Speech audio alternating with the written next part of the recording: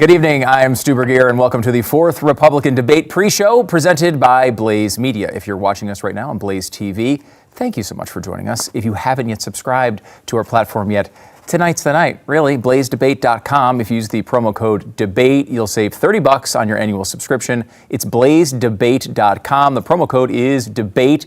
I'm going to bring in my illustrious pre-show panel here momentarily, but first let me tell you about Raycon. I love Raycon. Raycon's everyday earbuds are awesome. They deliver high-quality audio on a 32-hour battery life, and they have a perfect in-ear fit for all-day wear and lasting comfort. They don't fall out like all the other ones. They just stay in your ear. Glenn's literally acting out the commercial as I do it, which is really helpful, Glenn. Raycon first made a name for themselves in the audio space, but they've really kind of turned into an everything company. Right now, they've got Raycon Power Tech, they've got Raycon Home, and you can check out their Magic 180 charging cable, which is really cool. If you ever get in one of those tight spots with a charging cable, Glenn, you know this story. Glenn talks about this all the time off the air. You need the Raycon version. Also, be sure to check out their new faucet filter, which removes 99.9% of the contaminants, bacteria, and chemicals in your sink water. Raycon has an easy and free guarantee for returns, and they offer free shipping and a buy now, pay later option. So hurry to buyraycon.com. You got to buy Christmas presents. Go to buyraycon.com/Stu. They're great ones. You get 15% off right now. Your entire Raycon order, perfect for last minute gifts or to ring in the new year. Buyraycon.com/Stu. Get 15% off Raycon products. BUYRAYCON.com/Stu. Joining me now as we head to the 4th Republican Debate is Allie Beth Stuckey, host of Relatable with Allie Beth Stuckey and host of the Glenn Beck program, the appropriately named Glenn Beck. Thank you so much for joining us. I came up with that name and the name of tonight's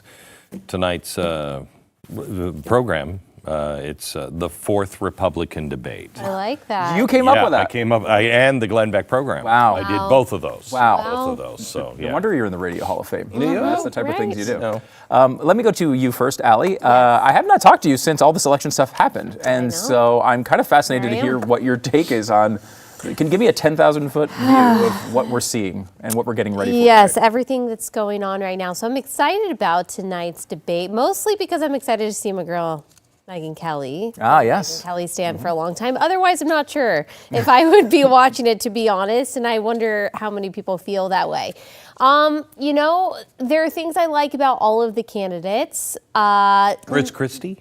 He's my favorite, Glenn. Wow. He is. I am, Chris Christie is my guy. No, not really. I forgot about him, honestly. I think a lot of other people have too. Nikki Haley has been in the news this week because of things that she said. She's disappointed me several times. Not that I didn't have super high expectations, but there are things I like about Nikki Haley. Yeah.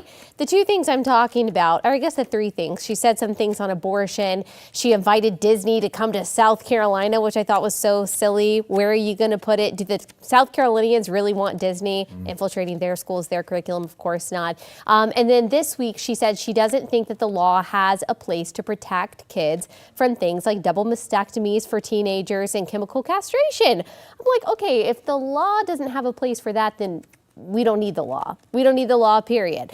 And so that's my feeling about Nikki Haley. I've got feelings about the other candidates too, but I'll leave it at that for now because that was fresh on my mind after I heard her say that today. Yeah, that was a weird comment. I mean, look, the law, I think all of us would like a limited government. I don't think we want a lot of government intrusion into parents' lives. But when you're talking about cutting body parts off at 12, I feel like this is a good line. This is a good line. I feel like there should be a bright line right around that, Glenn. I mean, what's Nikki trying to do here? Is she trying to play to the middle? She's going to be the vice president. You think? Yeah, I think that's what she's playing for. She's playing for, I'm the reasonable Republican. With the unreasonable guy, Donald Trump, and I'm going to moderate. I think her as vice president with the game that she's playing now. I mean, I know Nikki Haley. She's reasonable. She's the thing that I think she's really being honest about, her true views, war. Okay? She's much more of a hawk than I care to have. But this stuff, I just don't believe that's Nikki Haley. I think that's her saying, I'm a woman, hear me roar, and I'm just like you, Mom, in the suburbs, and I'm going to tap this guy down. But that position that we've been talking about is not just like you, Mom. I mean, this is it's like 80% of people think you shouldn't be cutting off body parts at 12 years old. This isn't even playing to a popular position. I mean, I could be wrong here, but I really think she is trying to temper the entire party, but mainly Donald Trump. She's trying to look like the reasonable person. Look, this is all going to be won by independents. Okay, I don't care. I really don't care who. Well, Chris Christie, I may not, but I don't care which one of these guys is actually the final. I'll walk through a wall of fire to vote for any of them. Okay, against what we have right now. But it's going to be done by the independents. Everyone knows what they're getting with Joe Biden. Everyone knows what they're going to get with Donald Trump. It's going to be the vice president that makes the difference here, I think. Let me go back to, you mentioned abortion as well. This one I think fits really well into what you're talking about. You know, there are polls out there that say, my position, your position on abortion is too extreme. It's too far to the right. It's too restrictive. And Nikki Haley, who I think has always been pro-life as far as I know, is trying to walk this line of basically like, well, let's just see where polls land and we'll say it's that many weeks. And she seems to be trying to play this middle ground and please everybody. And like, I don't know, for me, it's just not an issue that you play with like that. Yeah, of course not. I morally agree with you. She's probably trying to be a little bit more pragmatic about it. I guess my question is, you think that she's running for vice president. I guess I've always seen it as her just trying to run to the left of Ron DeSantis, her trying to contrast herself against him, to make herself, I don't know, a more... I'm not saying that that's been her intent the whole time. You think that's where she is? I think that's where she is now. Ended up. Okay, I think tonight, she has got to knock DeSantis out. I mean, somebody's got to knock Ramaswamy out. He's at, 5%. So she's the one who's really taken him down. Do you think she has taken him down? Because to me, it seems like he has really gotten under her skin. That makes her look weak to me. That's interesting. Now, she's done well in polls, and there's some belief that they almost like Ramaswamy on stage as a heel, right? Like as a person that they can attack and beat up on, and he kind of fires back, and you get the fireworks. I mean, if you remember from that last debate, it was Haley versus Ramaswamy. Every clip was those two going at each other, and Ron DeSantis, who was ahead of both of them, doesn't get any media attention. Tonight, I think she has to start going after Ron DeSantis, and Ron DeSantis has to start going after her. 19%, 22%.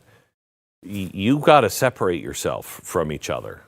You know? What does this do, though, other than do really good things for the guy who's ahead by 25 points? I mean, if you're battling second and third place, going at each other, what's the strategy in that? I mean, like, no one seems to want to say anything about Donald Trump. I understand it's tough. It's like a tough line to walk with voters who really love the guy. But like, at some point, you have to make your case that you're better than him. Like, I'm better than the person in third place is a weird stance. I don't think they're going to. They're not going to do that. He's going to win the primary.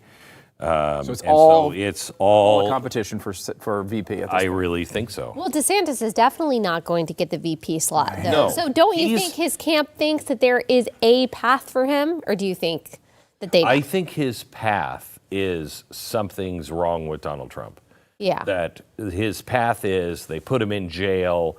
Something happens that makes him just count him out. Then he's got you have to have a number two. Yeah. Because the number two will be the pick for the party. Let me ask you this question. I want to get this from both of you if we can. There's two arguments here. Who's in second place? Ron DeSantis would say, I'm in second place. He's ahead in the national polls over Haley. And he's ahead of Haley in Iowa. He's within, 20, 22 points, I think the latest poll that just came out today. He's again, that's not a close race, but it's not as much of a blowout as you see in the national polls. Haley, on the other hand, is close in Iowa. She's ahead in New Hampshire, and she's ahead in South Carolina, her home state. So, I mean, if you had to say who's in second place right now, what do you think, Allie? Gosh, I would say DeSantis. I would. I mean, even just polling aside, feeling that I get from people, and when I talk to my audience, which is a lot of suburban moms, it's still DeSantis. We like him. We like what he fought for. I do think he is trying to talk about Trump more than any other Republican candidate. Of course, Chris Christie is going to, but in a different way. Chris Christie is running to the left of Trump, DeSantis to the right. I think DeSantis has tried to say, yeah, remember Fauci? Remember COVID? Yeah. Remember when he criticized me for the 6-week abortion ban? That is tough to do, and he always knew it was going to be tough to criticize Donald Trump. But I agree, someone's got to do it. Yeah, I mean, Christopher Wray is another one. Like, everyone keeps talking about Christopher Wray. He's been in the news so much. I mean, he's appointed by Donald Trump. And Donald Trump has said the jury's still out on him. Yeah, that's recent. I don't think the jury's out on Christopher Right, Wray. right. Who do you think's in second place? I think in the minds of Republicans, it is DeSantis. But I think in reality, if the polls hold in those first 3 states, it's Haley. DeSantis, if he loses Iowa, he's done. You agree with that? No. You think he can still go on after Iowa? I think he has to. Really? Yeah. I honestly, this is the first time. Usually it's like, will you guys just drop out, please? Usually it's like that. We have to have a number 2. We have to have a strong number 2. Not because I think Donald Trump's not going to get the nomination, but because if we don't have a number 2, we could be put into chaos by whatever the Democrats and their rigged juries and their rigged court cases are going to do. We have to have number 2. All right, the debate's coming up in about 20 minutes or so. Glenn's going to be joining us to, kind of do commentary during the debate and a post-show as well for Blaze TV subscribers, so check that out. BlazeDebate.com, the code is debate. Glenn, thanks so much. Thank you. We'll see you in a little bit. Are you going to talk about whiskey again? I was thinking about it. That's why we had to kick you out of here. Look, Fox and Odin Craft American Whiskey is a sponsor here, and I get a little nervous with Glenn just looking at his eyes whenever I have the Fox and Odin bottle because he looks a little bit too intrigued by it. I'm going to keep him away from that bottle for a while. Look, Thanksgiving is over, Christmas is on the way, and that means it's time to settle into your favorite chair, kick your feet up near the fireplace, and have a glass of Fox and Odin whiskey. You've worked hard this year. You earned a little bit of relaxation, and Fox and Odin is the best way to do this. They are created to honor the wild beauty around us, a snow-capped mountain, the field of wildflowers, a roaring waterfall, I don't know, your kid's swing set in the backyard. Maybe that's the way to do it. This holiday season, let these perfectly blended spirits complement the view. A warm fire, maybe a shared meal, packages wrapped and ribboned and left under a tree. However you celebrate, enjoy it to the fullest with Double Gold award-winning Fox and Odin craft whiskey. Taste the holidays. Taste the spirit of the holidays with Fox and Odin. Buy online, ship it to your door, or anyone you need. It's a great gift. It's a great-looking bottle. They're going to love this stuff. foxandodin.com. foxandodin.com. Use the promo code STU and you get 30% off plus free shipping on all orders. Please drink responsibly. And what perfect segue to bring in Chad Prather. Please drink responsibly, Chad. How are you? Wow. I think Glenn Beck spit in this. It's water. It's water. It's I'm a weird sorry. transformation Yeah. from Glenn to me, right? Yeah, it's a little bit different. There's a little bit of a change in the chair, but we This appreciate you joining us. conversation's about to get wild. All right. That's where we're going. Chad, of course, host of the Chad Prather Show right here on Blaze TV. Allie, so let's kind of look at where we stand here. Do these things even matter? Do these debates matter at this point? Because I think a lot of people look at this and say, look, Trump's not there. He's the guy in first place.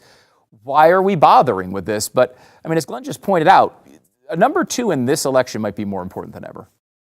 Yeah, I think that's true. Now, I don't think most people are thinking along the lines of what Glenn said, that we need a number 2 in case something happens with Donald Trump. I just am not sure if most people, the normal people, are paying that much attention to what's going on.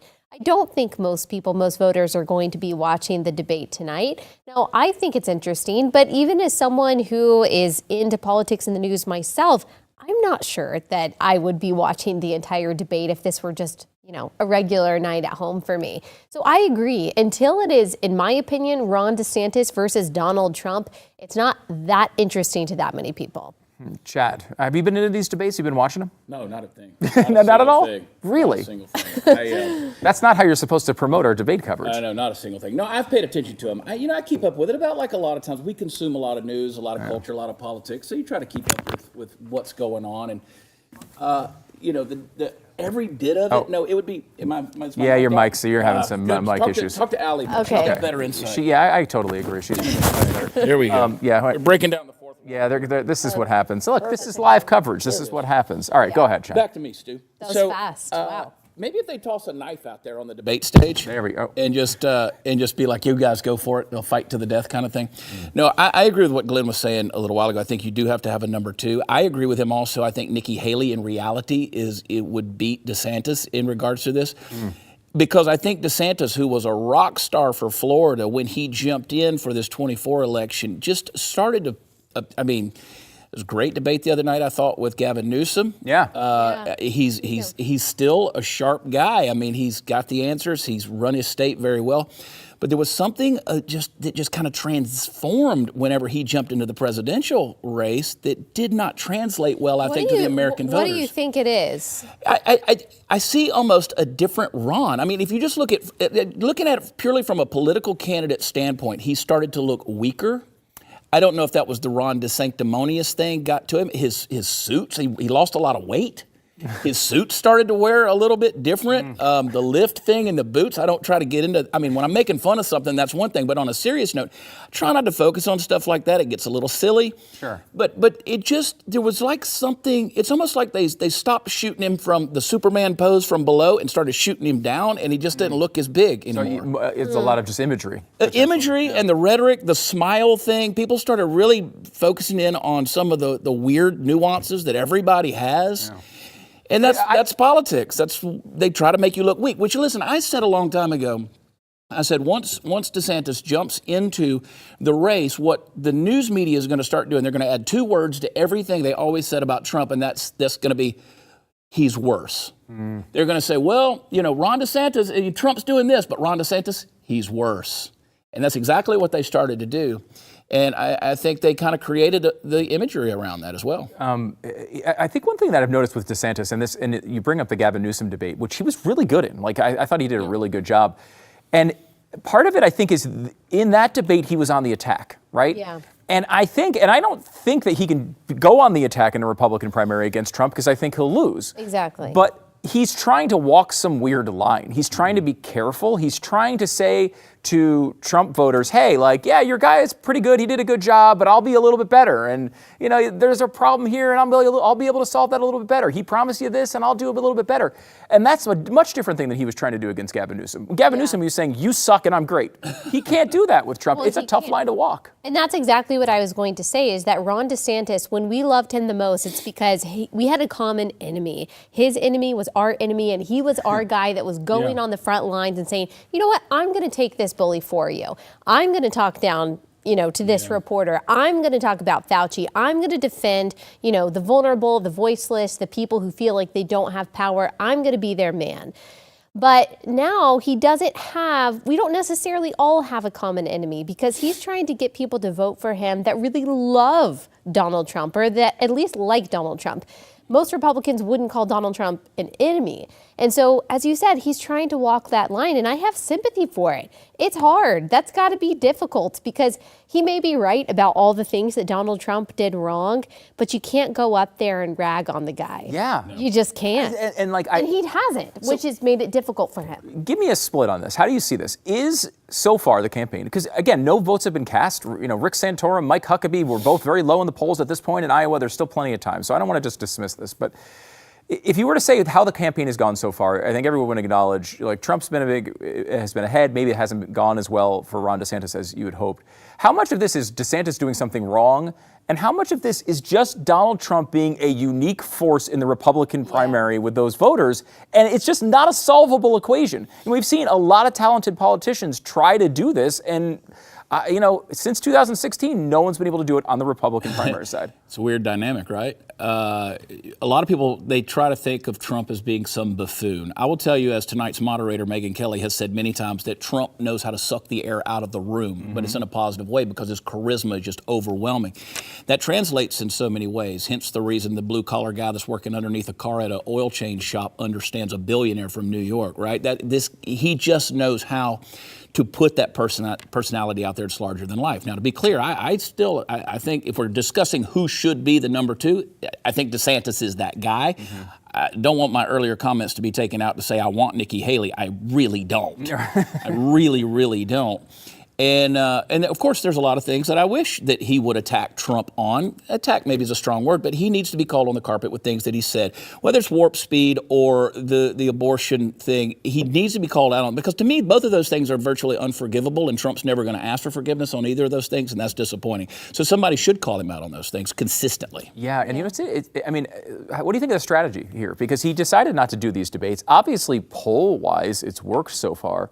But I do feel like it's hollowed out this primary process. Like, I would like to see Donald Trump answer those questions. He's going to have to answer them eventually, at least in the general, if he is the nominee.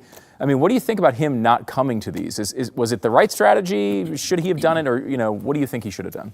I remember when I realized, funny business with the last election aside, but when I realized that for sure Donald Trump was going to struggle more than anyone even thought previously with the female vote. And that was in that one debate with Biden, where he was constantly talking over him. And he seemed like the bully. And he might have been right. But poor Joe Biden, sweet, empathetic, compassionate Joe Biden just seemed like the good guy who was empathetic and kind. And Trump looked awful. He looked awful in that debate. So I think Trump is a guy that is more likable when he is heard less. And yes, he says some things on Truth Social that I'm like, oh my gosh, I can't believe he said that. But most people aren't seeing that. Right. Most people aren't seeing what he posts on Instagram and things like that. And they don't really care about the sanctimonious thing. That doesn't turn them off that much. He is probably doing better, kind of like Joe Biden, by not being heard as much, because when he talks, he gets himself in trouble. That's true. I want to come back to this in a second. I want to talk about the strategy from the media on this, because the question really kind of is this an intentional strategy? Do they want Trump to be the nominee because they think they can take him out? Now, we've seen that backfire before, but still, it's an interesting conversation. Let's come back to that here in a second. First, we got to pause for a second to talk about Jace Daily from our friends at Jace Medical.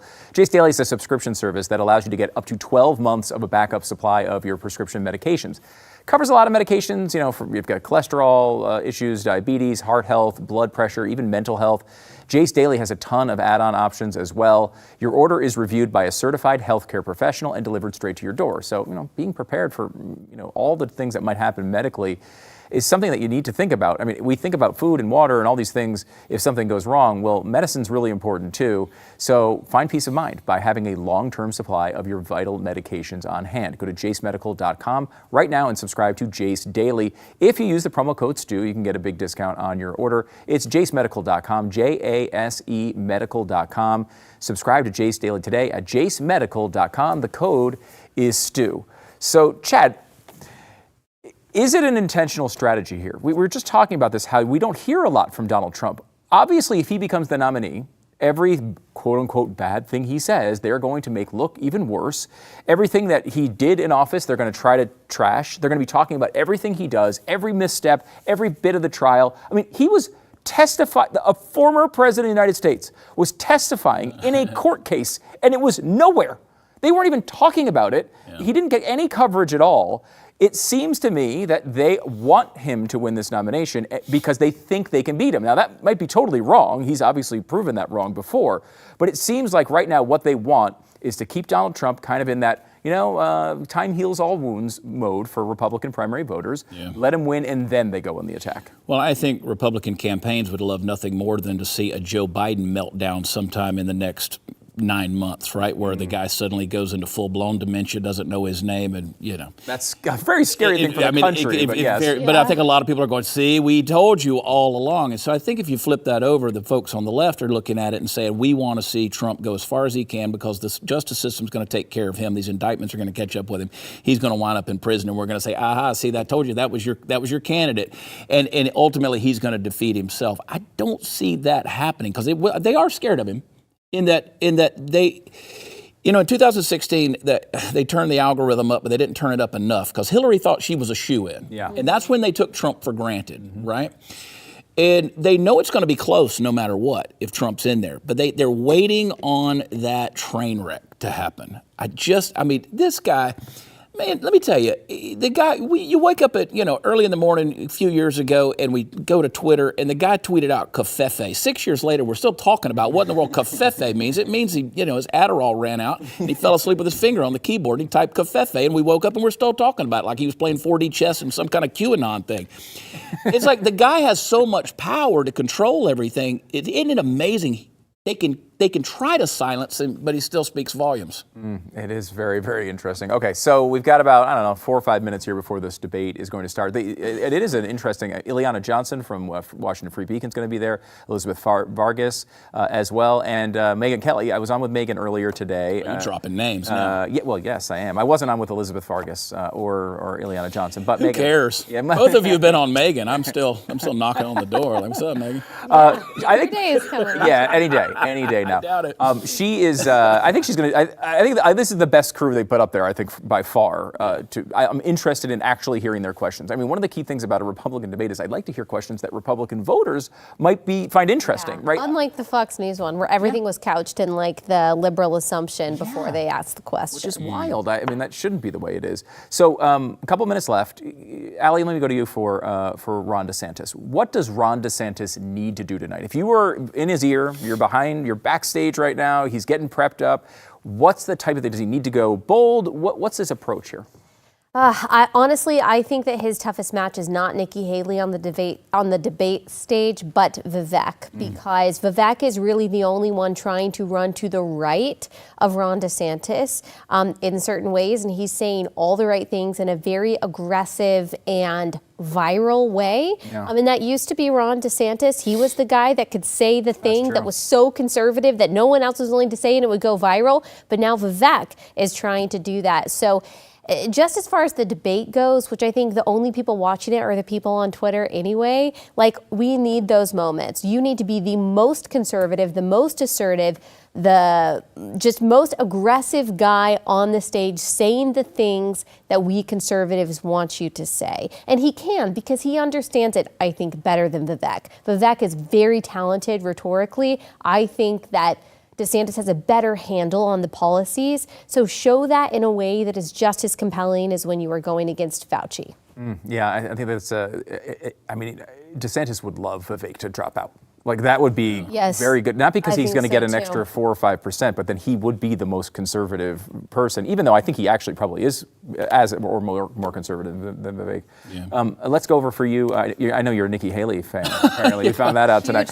Huge Nikki Haley fan. I mean, what she said the other day about kids transitioning, as far as I'm concerned, that completely disqualifies her on a moral level on all of this stuff. But Vivek, probably, you're right. I think Allie, I think he probably has at least a dozen potentially viral statements and zingers already lined up in the gun to shoot out. Don't he's good be at that. too planned with it, though. You're a comedian, Jed. There's certain things you do. Like you come on a show when you've got the bit written and you come out and you're so excited to do it. That's what I see like every time with Vivek. He's got 3 lines he really wants to say, and as second his mic turns on, he's got to say them. It's fun tomorrow to put them on X and Instagram, but again, they're sort of disingenuous, right? And it's like, how much can I irritate Nikki Haley tonight? And he's managed to do a great job of it. Yeah. I think Ron's got to quit with the fake smile, quit being the politician so much for a minute, and grab the knife that's on the floor in the middle of the candidates and start drawing blood. Yeah. He's really got to do that because we're at war in this situation, not only with the left, but to make sure that the best person is the candidate for 2024. And we need a fighter in there. These are barbaric times we're living in with all the things we're dealing with in this country and an insanely, wildly progressive, nonsensical administration that basically is being controlled by a group of crazy women in Congress. We've got to win this.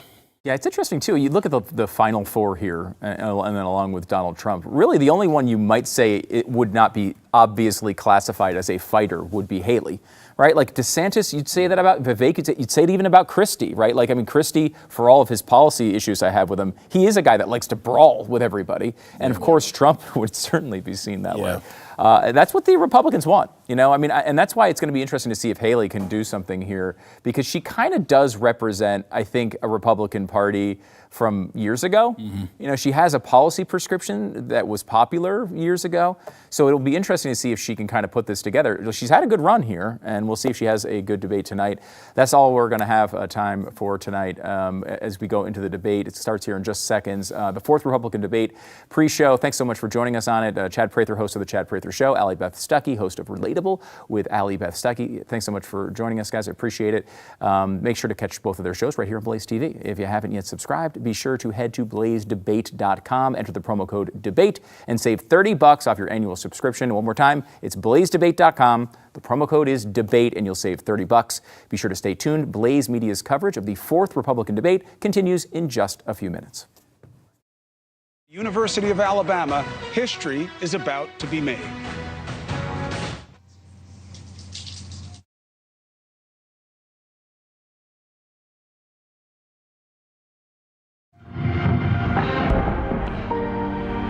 Faith and college football.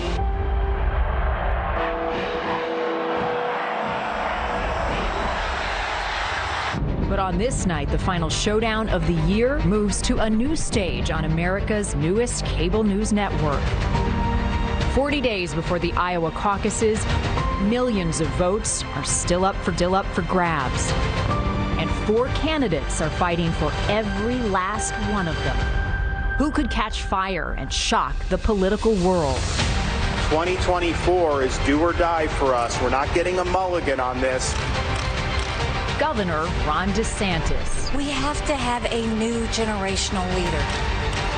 Former Ambassador Nikki Haley. You're either pro-American or you're anti-American. That is the choice we face. Vivek Ramaswamy. We deserve better character in the White House. Former Governor Chris Christie. Live on News Nation. News for all America. The lights are on. The field is set. It's game day in Alabama. And who knows what the tide will roll in.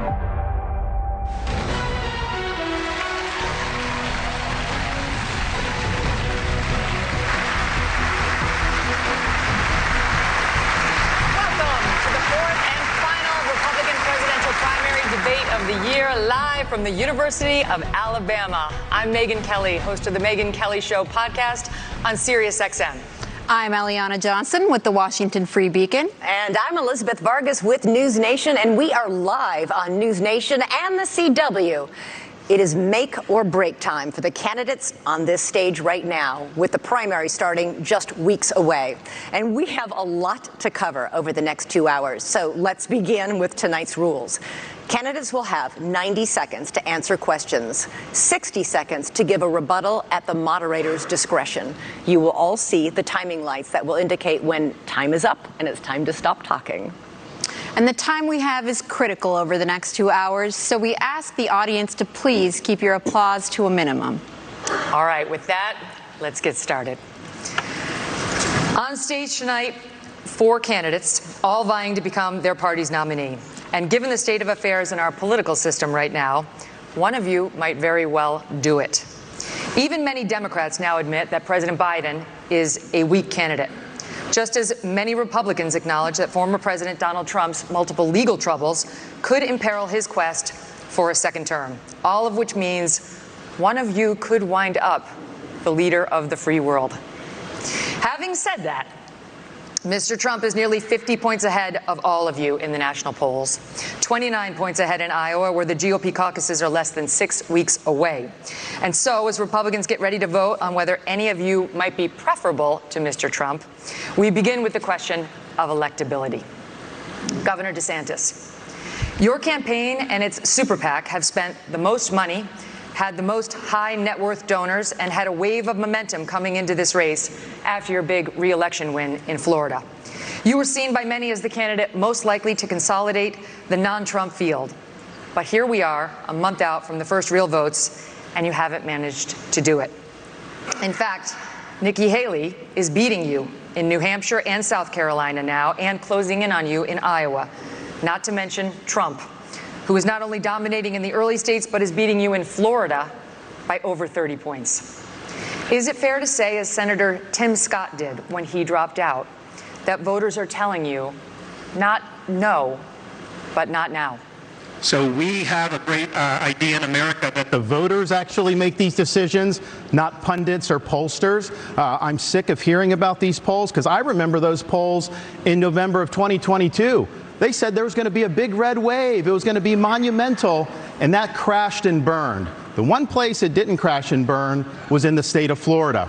They weren't predicting that I would win the way I did, and I won the greatest Republican victory in the history of the state of Florida. I'm looking forward to Iowa and New Hampshire. The voters are going to be able to speak, and we're going to earn this nomination. And here's what we need.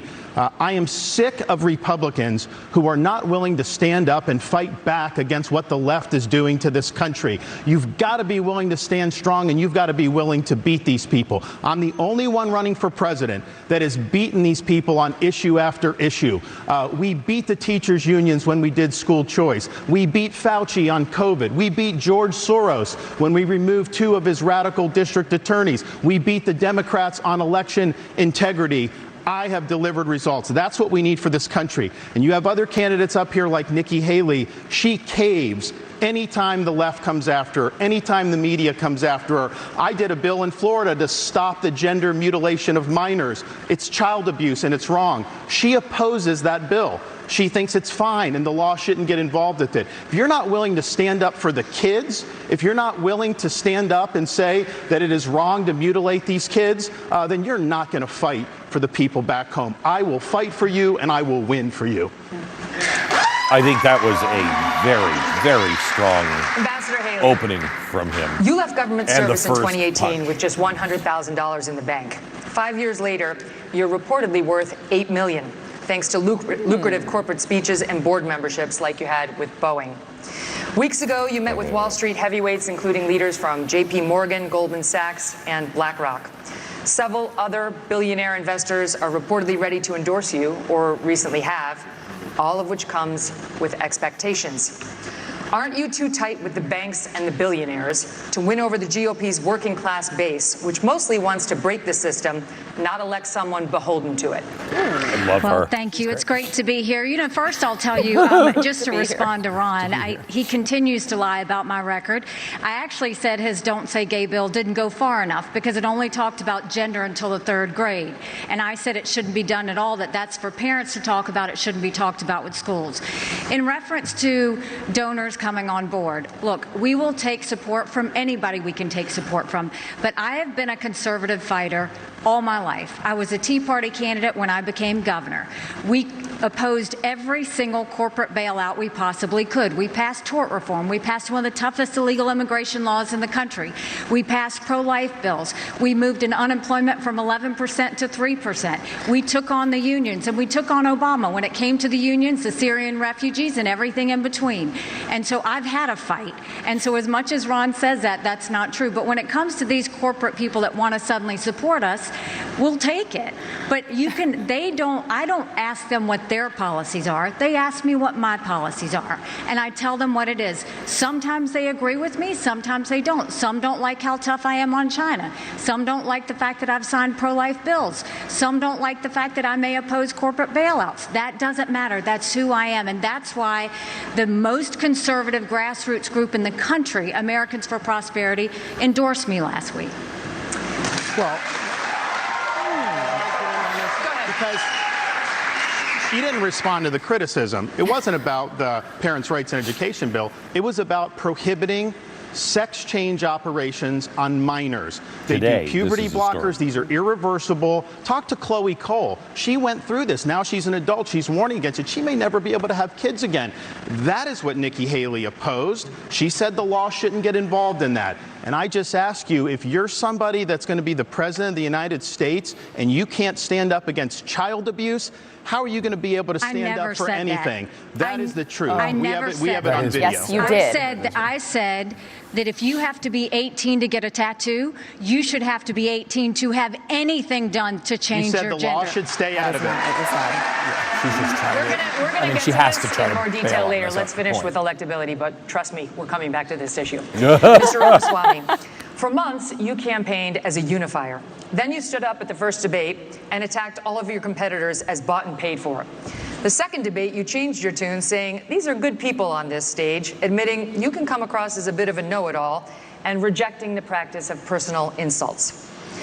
By debate number 3, you called Nikki Haley corrupt, accused Ron DeSantis of wearing high heels, and told Ambassador Haley she should keep a closer eye on her daughter. Can you see how this has led some to conclude you are not, in fact, a unifier, and to question your authenticity? Megyn, I think there's a time and place for everything. We need somebody in the White House who absolutely is going to be a fighter when it counts. And I did say that there were some good people on that stage in that third debate. Doug Burgum was on that stage at that time, and I'll say that jokingly. Ron DeSantis is a good person, too. I want to go back, though, to Nikki Haley's comment from earlier that she is somehow not responding to the will of these donors. Nikki, you were bankrupt when you left the UN. After you left the UN, you became a military contractor. You actually started joining service on the board of Boeing, whose back you could tell Nikki Haley's doing for a very well long in the time, polls and then gave foreign multinational speeches like Hillary Clinton is, and now you're a multimillionaire. That math does not add up. It adds up to the fact that you are corrupt. And when I said they were bought and paid for, I meant the Republican establishment, not the Democratic establishment. Now you have Reid Hoffman, the person who's effectively George Soros Jr., funding lawsuits across this country against Donald Trump to keep him off the ballot, funding left-wing causes. We discover this week that he is one of Nikki Haley's largest supporters. Larry Fink, the king of the woke industrial complex, the ESG movement, the CEO of BlackRock, the most powerful company in the world, now supporting Nikki Haley. And to say that doesn't affect her is false, because it's after that meeting later that day that she says that every American needs to be doxxed by having their ID, their government-issued ID, tied to what they say on the internet. So I think that this is far more corrupt than I even imagined when I entered politics. But I will say this. It is going to take a leader from the outside with fresh legs from the next generation to unite this country. Not the broken politicians who are puppets of the puppet masters, but the actual people in this country. Thomas Jefferson was 33 when he wrote the Declaration of Independence. I think it's going to take somebody whose best days in life are still ahead to see a country whose best days are ahead of itself. And I think I can reach that next generation better than anybody else in this race. Call her old. He is really good. Yes, he's really good at this, though. That was an epic takedown. First of all, we weren't bankrupt when I left the UN. We're people of service. My husband is in the military, and I served our country as UN ambassador and governor. It may be bankrupt to him, but it certainly wasn't bankrupt to us. Secondly, I did serve on the board of Boeing. I did a lot of work with Boeing when I was governor. They were a great partner to me. I served for 10 months. And then when they decided after COVID that they wanted to go for a corporate bailout, I've never supported corporate bailout, so I respectfully stepped back and got off the board. I love Boeing. They build good commercial airplanes. They build airplanes for our Air Force. I am proud of them. They employ a lot of people in South Carolina. But that's why I left the Boeing board. There's nothing to what he's saying. And in terms of these donors that are supporting me, they're just jealous. They wish that they were supporting them. But I'm not going to sit there and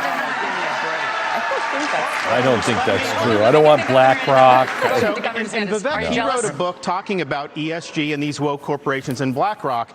The idea that I want to do that in Florida, they were managing our part of our pension, and then when they did the ESG, I took $2 billion away from BlackRock. We took action. This ESG, they call it environment, social governance, and again, Nikki is meeting with all these people.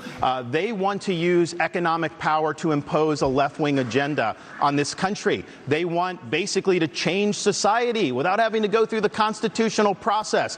We've kneecapped it in the state of Florida. The next president of the United States needs to be able to go to that office on day one and end ESG. And the fact of the matter is, we know from her history, Nikki will cave to those big donors when it counts. And that is not acceptable. On the stage, the only one with real credibility with ESG on doing it that book, but now is I worry. DeSantis. I was I warning think about the Vivek woke has some industrial credibility. No, he complex does. in this country. He does, as but a warning. doing it. Apparently, she read Doing it it. as a how-to manual, just like she reads George Orwell's books as well. And so I think that that's actually far more dangerous. Should also than update really Chris important Christie's people on the understand. stage, just so We're you guys marching know. towards fascism under Biden. Jack Smith has Stu, I don't think anyone missed him. every last retweet that someone has issued from Donald Trump in the year 2020.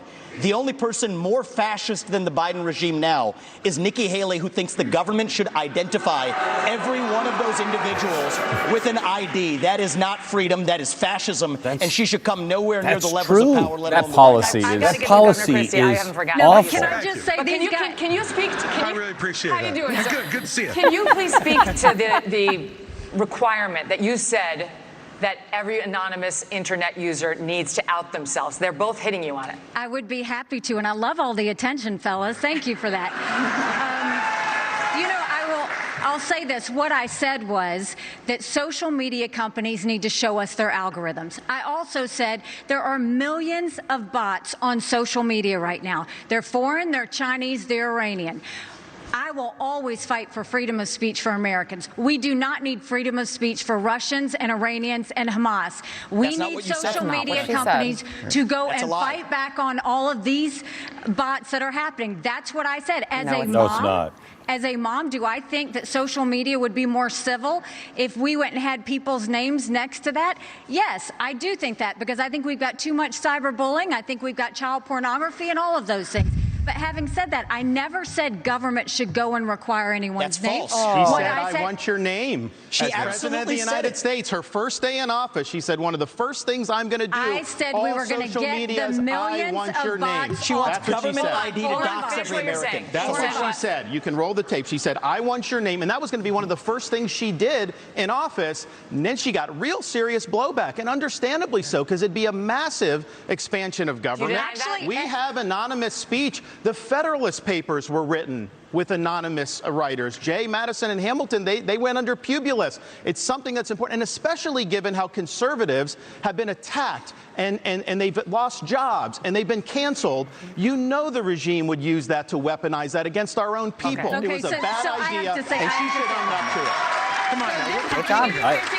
It's insulting for her to pretend she didn't say that. Because That's Ron insulting. is so hypocritical, because he actually went and tried to push a law that would stop anonymous people from talking to the press, and went so far to say bloggers should have to register with the state if they're going to write about elected officials. It was in the check your newspaper. It was absolutely there. All newspapers are totally not fake. Really? This is more dangerous than the Democrats. You're lying. This section's over. Okay. Governor Christie. Really? Just that I'm piece. usually not somebody who gets missed, but okay, let's go. What's happening? Okay, I got you. Listen, you endorsed Donald Trump in 2016 and 2020. You gave him an A for his first term. Since then, however, you've turned on him, calling him a liar, a loser, a con man, and someone who cannot win. You've even said that you got into this race just to stop President Trump. His approval rating with Republicans is currently at 81%. Yours is at 25. Your best state is New Hampshire, and even there, 2/3 of GOP voters say they would be angry and disappointed if you won. Respectfully, Governor, you have not stopped Mr. Trump, and voters may wonder how you could possibly become the nominee of a party that does not appear to like you very much. Yeah, well, look, Megyn, it's often very difficult to be the only person on the stage who's telling the truth, and the only person who is taking on what needs to be taken on. I look at my watch now. We're 17 minutes into this debate, and except for your little speech in the beginning, we've had these three acting as if the race is between the four of us. The fifth guy, who doesn't have the guts to show up and stand here. Here we go. Of course. He's the one who, as you just put it, is way ahead in the polls. And yet, I've got these three guys who are all seemingly to compete with, Voldemort, he who shall not be named. They don't want to talk about it. The fact is that when you go and you say the truth about somebody who is a dictator, a bully, who has taken shots at everybody, whether they've given him great service or not over time, who dares to disagree with him, then I understand why these three are timid to say anything about it. Maybe it's because they have future aspirations. Maybe those future aspirations are now, or maybe they're 4 years from now. He's worse than But Ramaswamy the was in the first debate. The truth needs to be told. And for us to go 17 minutes without discussing the guy who has all those gaudy numbers you talked about is ridiculous. I'm in this race because the truth needs to be spoken. He is unfit. This is a guy who just said this past week that he wants to use the Department of Justice to go after his enemies when he gets in there. I mean, the fact of the matter is, he is unfit to be president, and there is no bigger issue in this race, Megyn, than Donald Trump, and those numbers prove it. Governor Christie, we will be addressing that issue of Donald Trump in just a moment, but I'd like to first get to some questions on Israel. Governor DeSantis, tonight as we speak, the war is back on in Gaza. Israeli tanks are on the move and have surrounded the home of the leader of Hamas. 8 Americans have been held hostage in the tunnels beneath Gaza for 60 days now. American troops and warships in the Middle East are under attack. How far would you go as president to secure the release of those 8 American hostages? And would it include sending American forces into combat? We have to look out for our people. When there are hostages, Commander-in-Chief, you have to do whatever you can to get them done. But the overall issue with this is this administration is trying to hobble Israel from being able to defend itself. They have a right to eliminate Hamas and win a total and complete victory so that they never have to deal with this again. Hamas wants nothing less than a second Holocaust. They would wipe off every single Jew off the map. They would destroy the state of Israel if we could. Joe Biden will say they support Israel, and then they do nothing but try to kneecap them every step of the way. You should not try to direct their war effort. We should work together with them so that they can bring Hamas to heel. Look, I served in Iraq back in the day. I'm the only one running for president that served in the military. I understand that part of the world. It's not the best part of the world. We do have troops there that Biden is leaving basically as sitting ducks. And you have the Iranians that are attacking these troops, and he's responding with basically pinpricks. If you harm an American service member, you're going to have hell to pay when I'm president. We are not going to let our troops be sitting ducks. We also need to look at what's the underlying problem here. Iran. Biden is doing nothing to bring Iran to account. You got to turn the screws on them. Don't let them have any oil revenue. The money they get, they send to Hamas, they send to Hezbollah, and they foment jihad throughout the Middle East. So Biden has empowered Iran just like he's empowered other adversaries. We stand with Israel. They're our best ally in the Middle East. We have a unique relationship with them, and you will see a strong relationship when I'm the president of the United States. I think he's smoking tonight. I think he is smoking. This is the problem with the first 3 debates. Ron gets asked a question, and he doesn't answer it. Your question was very specific. You said, would you send American troops as commander-in-chief? And he went on to this minute and 30-second hosanna about his knowledge of the military and what we need to do, and didn't answer your question. He answered first. When you're president of the United States, you're not going to have a choice whether to answer that question or not.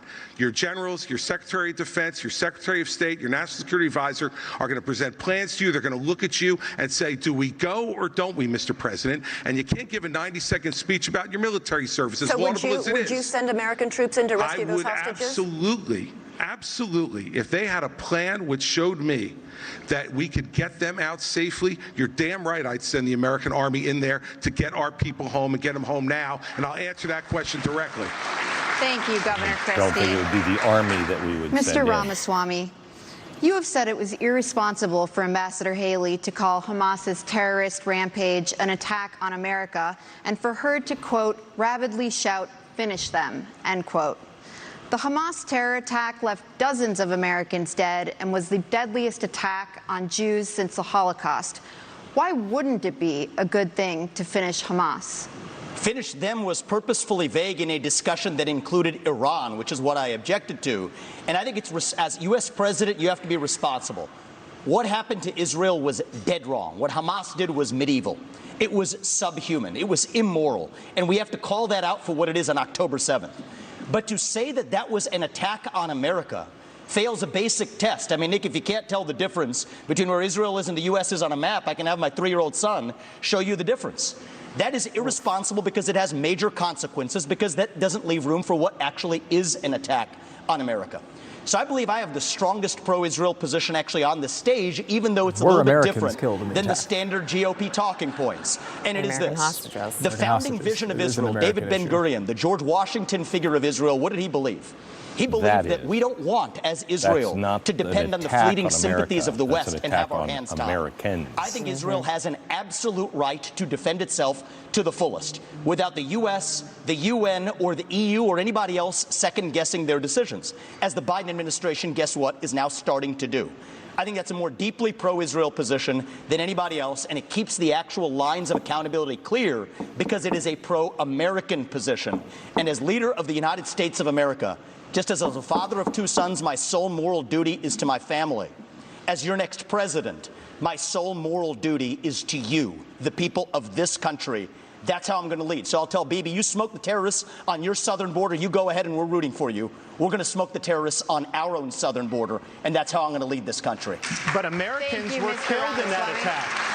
Americans were killed in that attack. And so if you looked at this terrorist attack and the number of Americans, this would be one of the top 10 terrorist attacks in American history. So our own people were killed in that attack. And I think it's absolutely appropriate to point that out and to say that we're in this together and we are going to work with Israel so that these people are brought to justice. I agree with that. Ambassador Haley, I'm coming to you. Iran is on the threshold of becoming a nuclear state.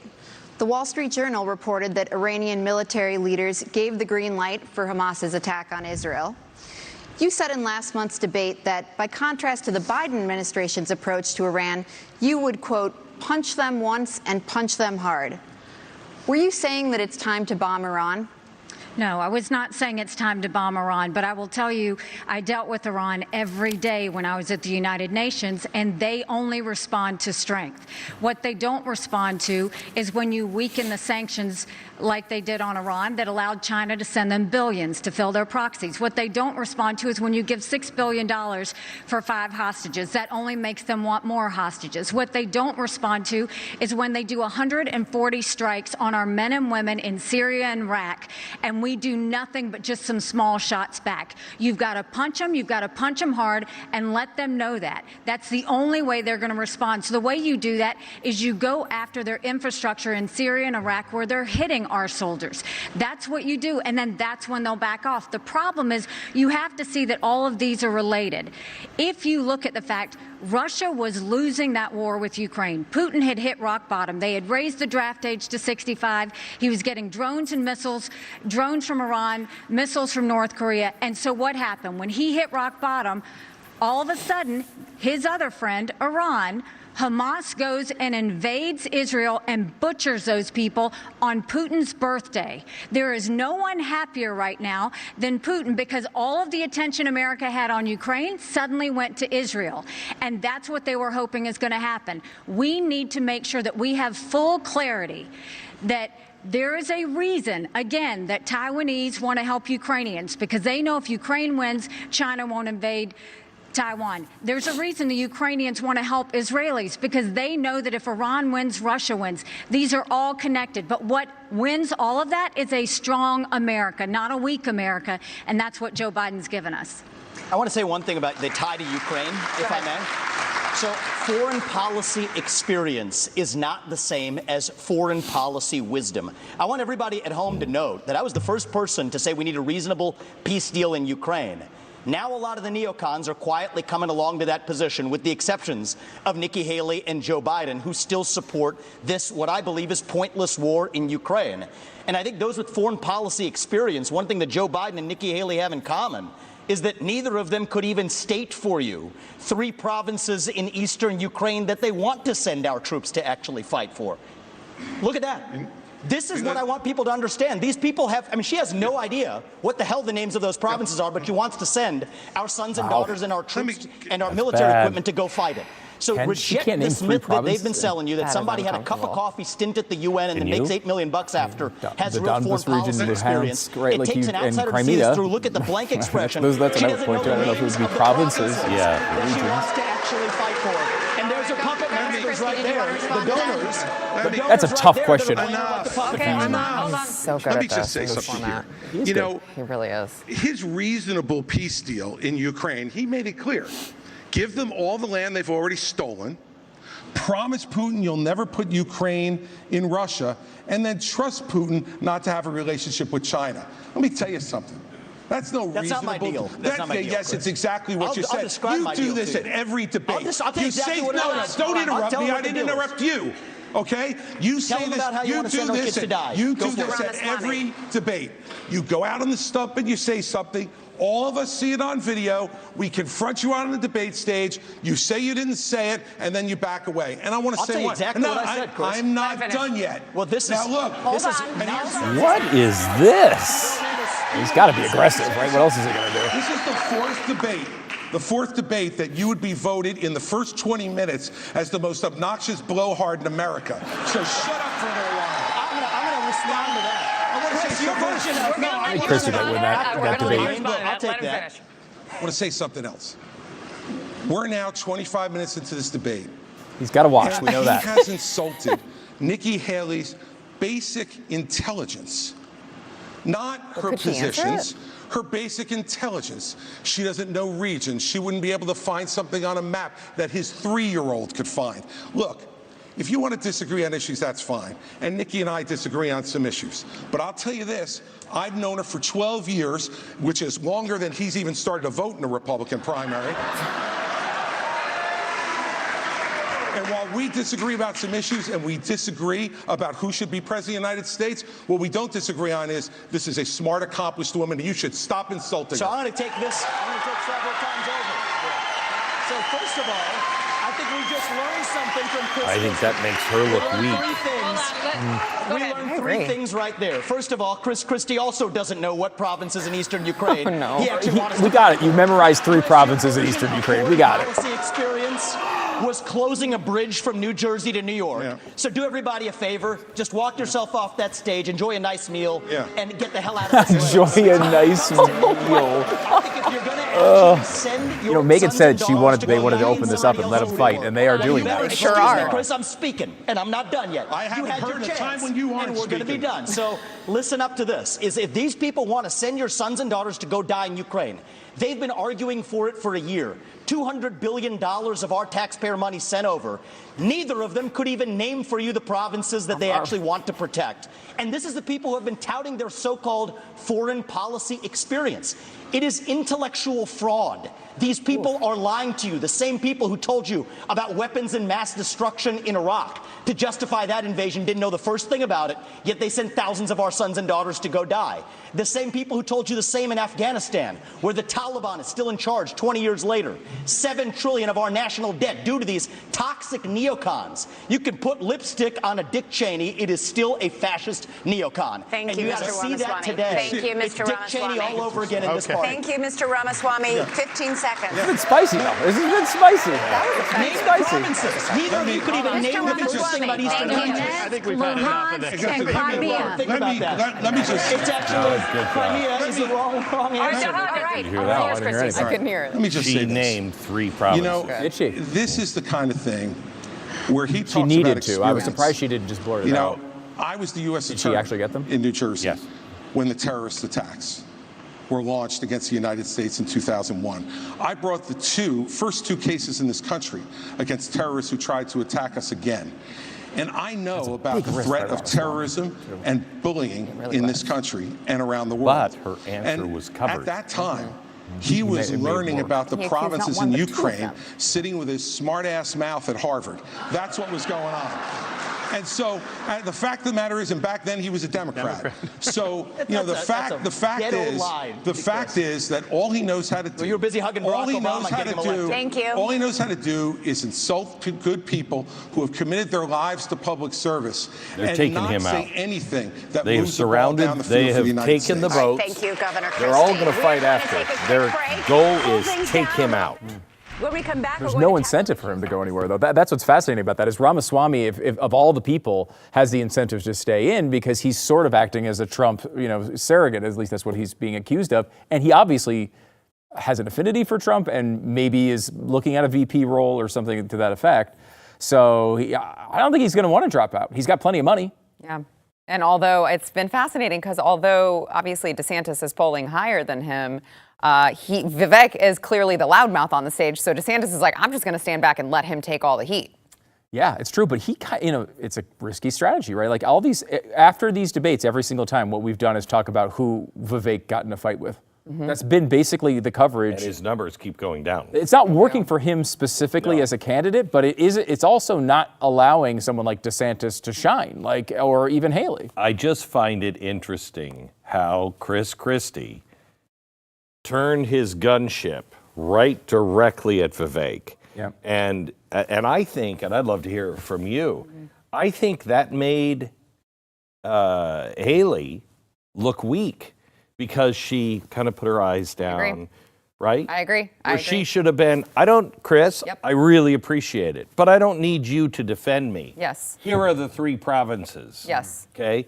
That's what she should have done, but she instead looked down like a woman. Mm-hmm. You know what I mean? And you're like, no, you are a strong candidate and a very smart woman. Mm-hmm. Take him. You're running for commander-in-chief. If you can't look him in the eye and say, that is absolutely incorrect, of course I can, and name them. Yeah, the question is, because just from a game theory standpoint, you are risking falling flat on your face if she knows those 3 names. Yeah. And Nikki Haley has a lot of foreign policy knowledge, whether she knows those 3 names or not. Somebody in the producers' offices, Google the 3 provinces that she named. She named, just like you did, cities. Cities. Now, are those provinces?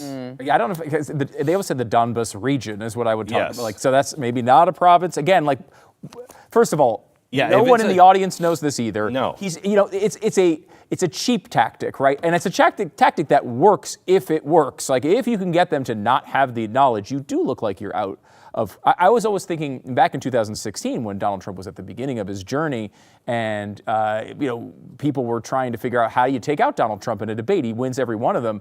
I was always surprised someone didn't do that to him because it didn't work. Don't you remember the triad?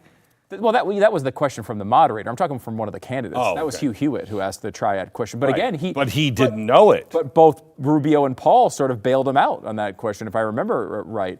He didn't know it. And, at some level, it's not a surprise, right? Like Donald Trump wasn't running for specifics on the nuclear triad. Right. Nikki Haley is running for the Ukraine war, is maybe the central part. She should know those things. And I did not hear her say it. I was surprised that she didn't immediately fire back 3 names because honestly, I would assume she would know it. So can I tell you, this is what? But maybe she did. If I'm her, this is what's happening. I know the cities. I know what we're talking about. But are those provinces? I don't know. I mean, I think a panic of. I think those that would be the type of thing I'd be sure I was going to screw up. And I will say, Haley, I've noticed several times in these debates, she has an idea of a good thing that she wants to say, but she sort of butchers the language. She's been just a half step off on her insults. Look, this happens to everybody. Well, Vivek is super precise in the things that he says. He's very good at it. Very smart.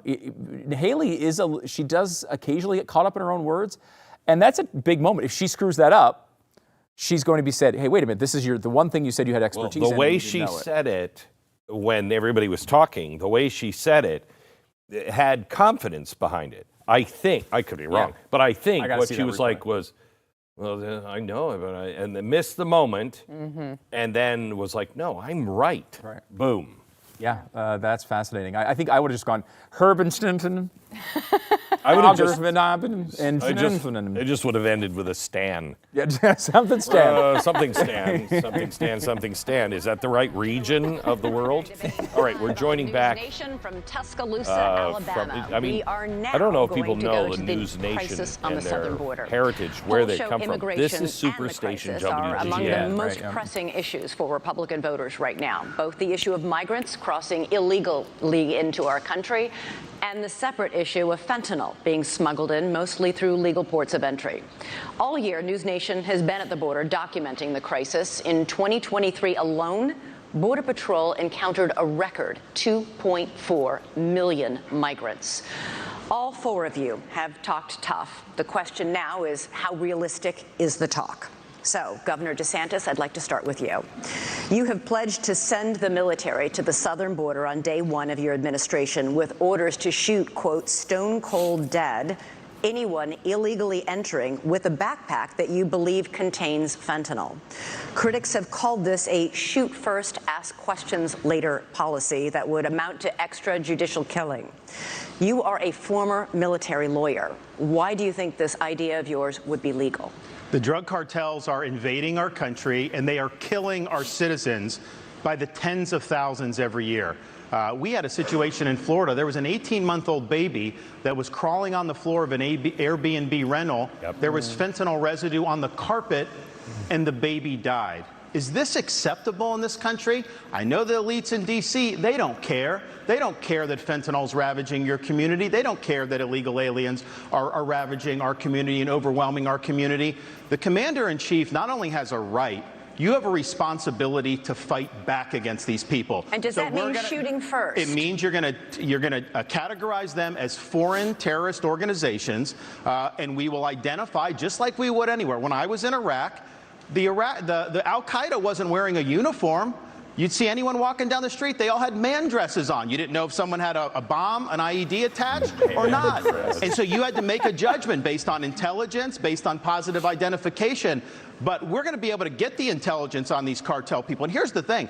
If we had a wall across the southern border, which I support, this would not have happened. We need to build a wall across the southern border. I'll get it done, and Mexico is supposed to pay for it. Remember, here's how you do that. I'm going to have fees on remittances from foreign workers when they send the money back to foreign countries. We're going to tax it, and we're going to build a wall with that. So yes, you should have had that, but we don't have it. I'm going to build it, but we have to lean in on this problem. I am not going to sit there and allow mothers to lose more kids because of fentanyl overdose. I am not going to sit there and let sex trafficking go unabated or human trafficking go unabated. There's going to be a new sheriff in town, and these drug cartels better buckle up. Thank you. Ambassador Haley, you have pledged to catch and deport all migrants who are here in this country illegally, but then you said in Londonderry, New Hampshire last month that you will not deport those who are working and paying taxes rather than feeding off the system. Which is it? So first of all, what I said is all of the 7 or 8 million illegals that have come under Biden's watch absolutely have to go back. We have to stop the incentive of what's bringing them over here in the first place. Biden just gave temporary protective status to 500,000 Venezuelans. That's 500,000 Social Security cards. That's 500,000 driver's licenses. And I know from my time at the United Nations, the first thing they do is pick up the phone and said, we came over, come on over. And that's what sends more. You have to go and deport these people so they know it can't happen again. For those that have been here longer than that, we've got to start seeing who is it, how long have they been here, have they been vetted, have they paid taxes, have they been working, and figure out who else is out there. But what I know is my parents came here legally. They put in the time, they put in the price. They are offended by those that are coming illegally. We can't let them skip the line. But when you talk about fentanyl like you did before, let's look at something else. Yes, I think we should send special operations over and take out the cartels. I think we should do a remain in Mexico policy so they never step foot in U.S. soil in the first place. But look at where fentanyl came from. Let's go to the heart of the matter. It came from China. That's why we need to end all normal trade relations with China until they stop murdering Americans with fentanyl. I promise you, they need our economy. They will immediately stop that. But this is where Trump went wrong. Trump was good on trade, but that's all he was with China. Because here he allowed fentanyl to continue to come over.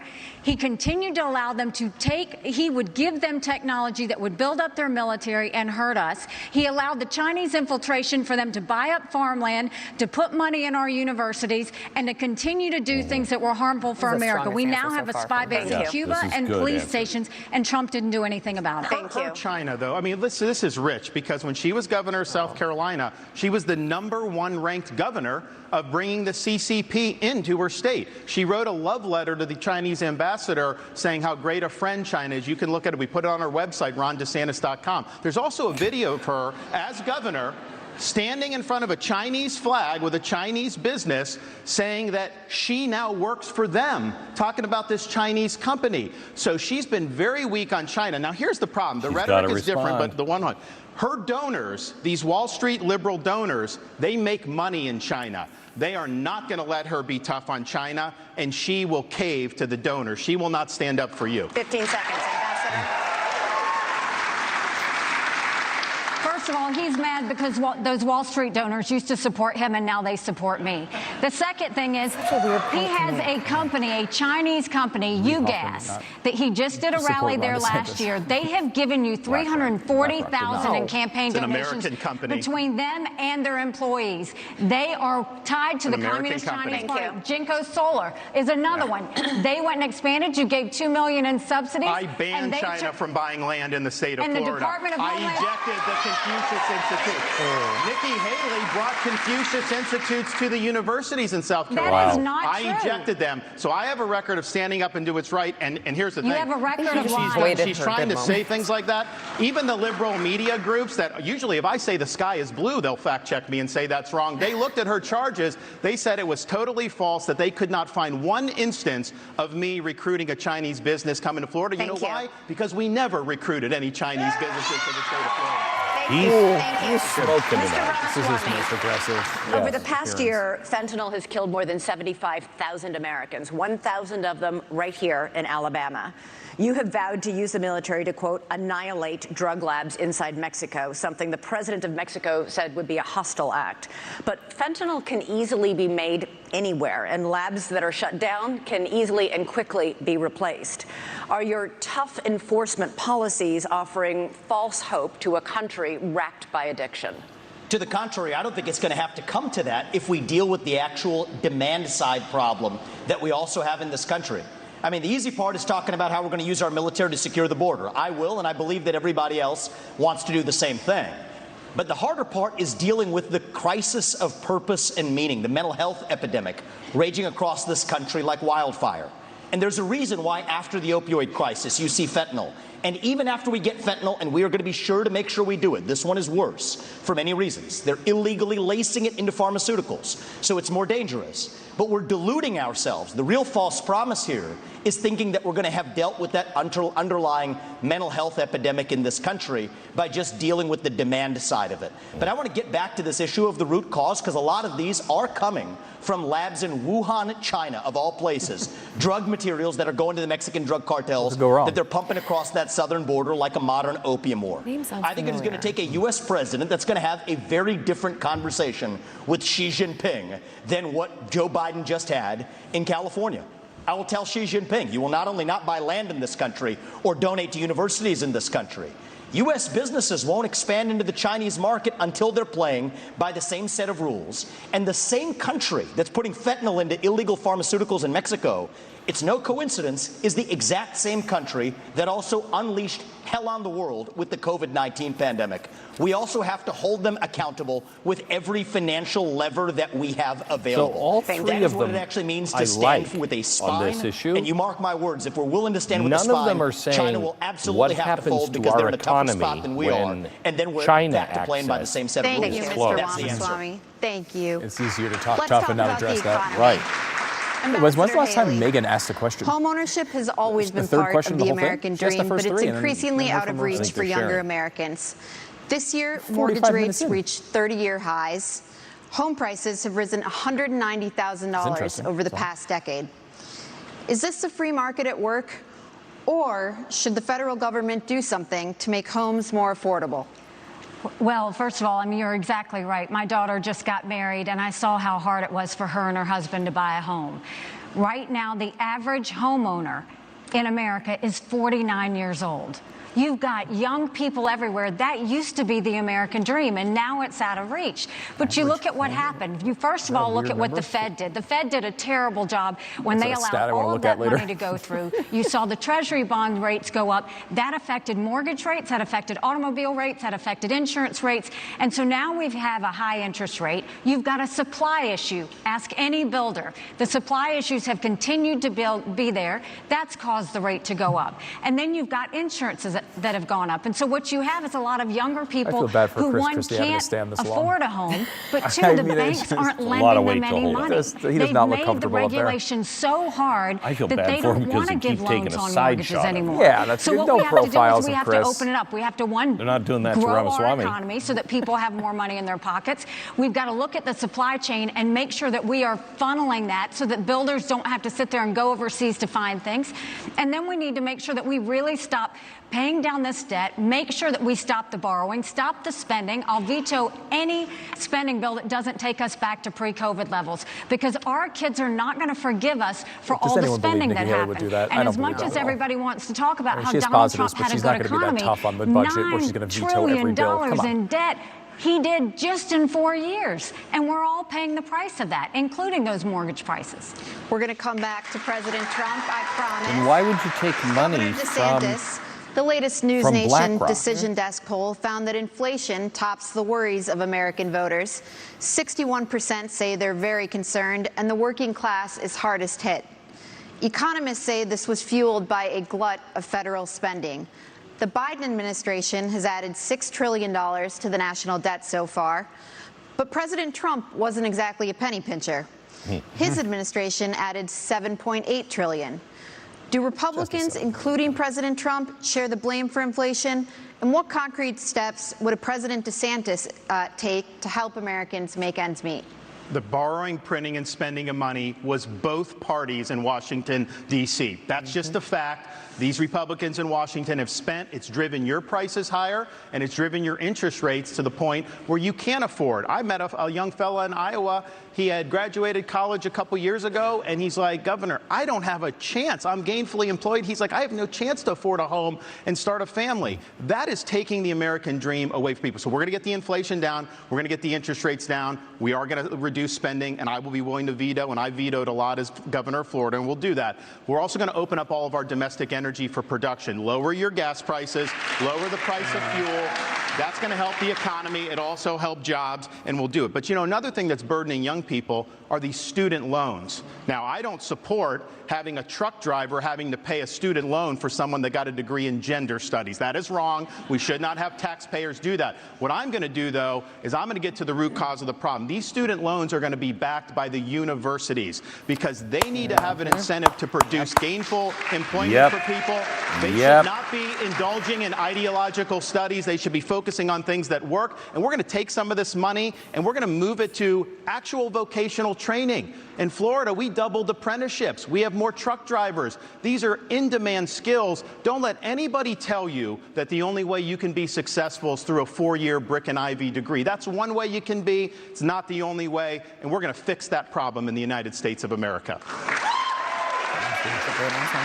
Mr. Ramaswamy, you've praised cryptocurrency like Bitcoin as an opt-out from our, quote, broken financial architecture, and you oppose efforts to regulate it.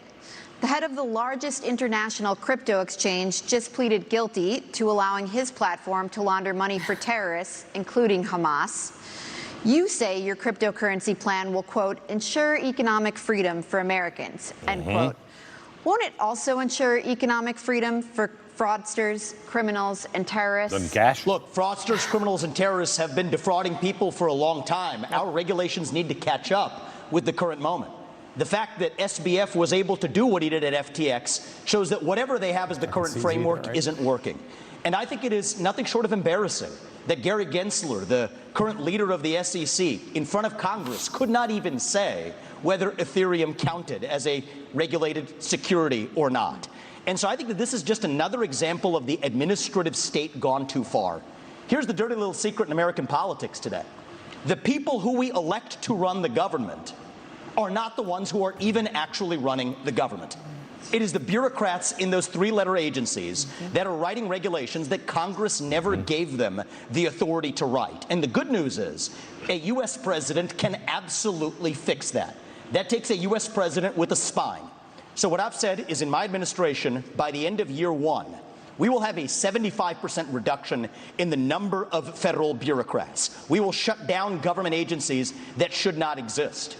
We will rescind any regulation that fails the test of West Virginia versus EPA, which is the most important Supreme Court case of our lifetime, that said if Congress didn't delegate that to an administrative agency, then it's unconstitutional.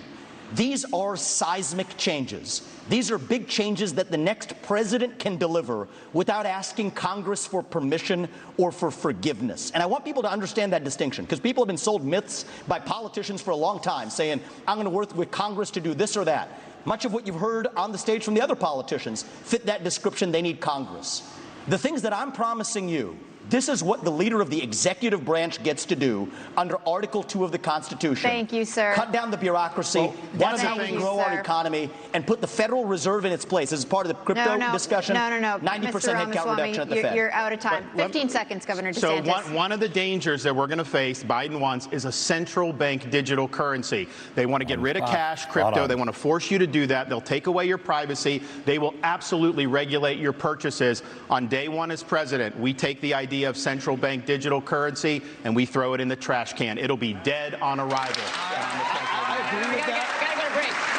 Gotta get a break. I have a whole second hour to get to. It's exciting. And when we come back, we got a big subject. Huge, you might even say. Donald Trump. Stay tuned.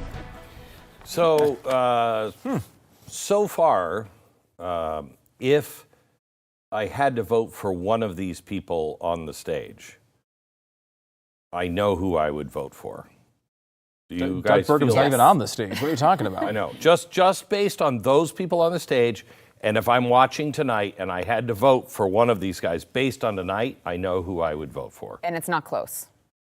No. I know who I would vote for, and it's not even close. No, it's not close. It's not close. The performances have been interesting, too, to watch. I mean, I think this is the first time Haley's really been on the receiving end of a lot. I mean, she kind of was ignored at the first few debates. She went back and forth with Ramaswamy a little bit. But this has been, they've really gone after her, with the exception of Christie. The other two have really gone after her. And I don't think she's responded incredibly well. I don't either. I think she'll make a great point, and then they'll come after her and go, wrong. Yeah. And at least with us, I don't know, the average viewer knows that she is wrong about what she's saying. No, they're right. That is what you said. That is what you meant. You're now twisting it, trying to make them look like they're lying, but you're wrong on that. And so she'll make a great point, then they'll attack her and she'll look weak. The one thing that I was wondering before tonight is she's very good at being a strong woman under attack. She's very good at coming back and going, really? This is what they want to do to women. This is her attack before. This is what they want to do to women. But I'm a smart, strong woman, and I am going to, she does that. I haven't seen that tonight. I don't think it was working for her. I mean, you could argue her polling has gone up maybe a little, but I don't think, and again, I'm speaking as a female conservative voter. Every time I don't want to hear identity politics at a Republican debate at all. Yeah. I don't want to hear about the fact that you're a woman. We all know that you're a woman. I don't want to hear about, if you need someone to actually get the job done, get a woman to do it. I don't want to hear about any sort of identity politics at this debate. And for me, it just didn't play well. It doesn't play well to me. Yeah, I agree. I hate that stuff. I hate it. I mean, Ramaswamy did something about that when his funny name, when he quoted Obama at the beginning. We're supposed to be the movement that doesn't care about your skin color and your genitals. Can we talk about anything else in the world? That's what everyone wants to talk about all the time. Look, it's one thing to have, it seemed like her ideas for policies going forward with China were good. But, she was hit with real facts about what her record is on China. And it's not so good, especially in this moment. And this, you pointed it out when she said it for the third or fourth time that the people they used to support you, Ron, now they support me. These big Wall Street types. I don't think that's effective in this moment with the Republican Party. Of course, everyone wants big money donors. They all do, of course, but not BlackRock, not hardcore Democrats. Right. That went to her super PAC, I believe. So not necessarily something she could reject herself, but she should be out there saying, I don't want their money. I don't know what they're doing. She can outwardly say that, even if the money's coming to her. Yeah, that is, to me, that has come to mind several times during this debate. Mm-hmm. And she's brought it up. Yeah. You know, she didn't let it just sit there and go away. Yeah.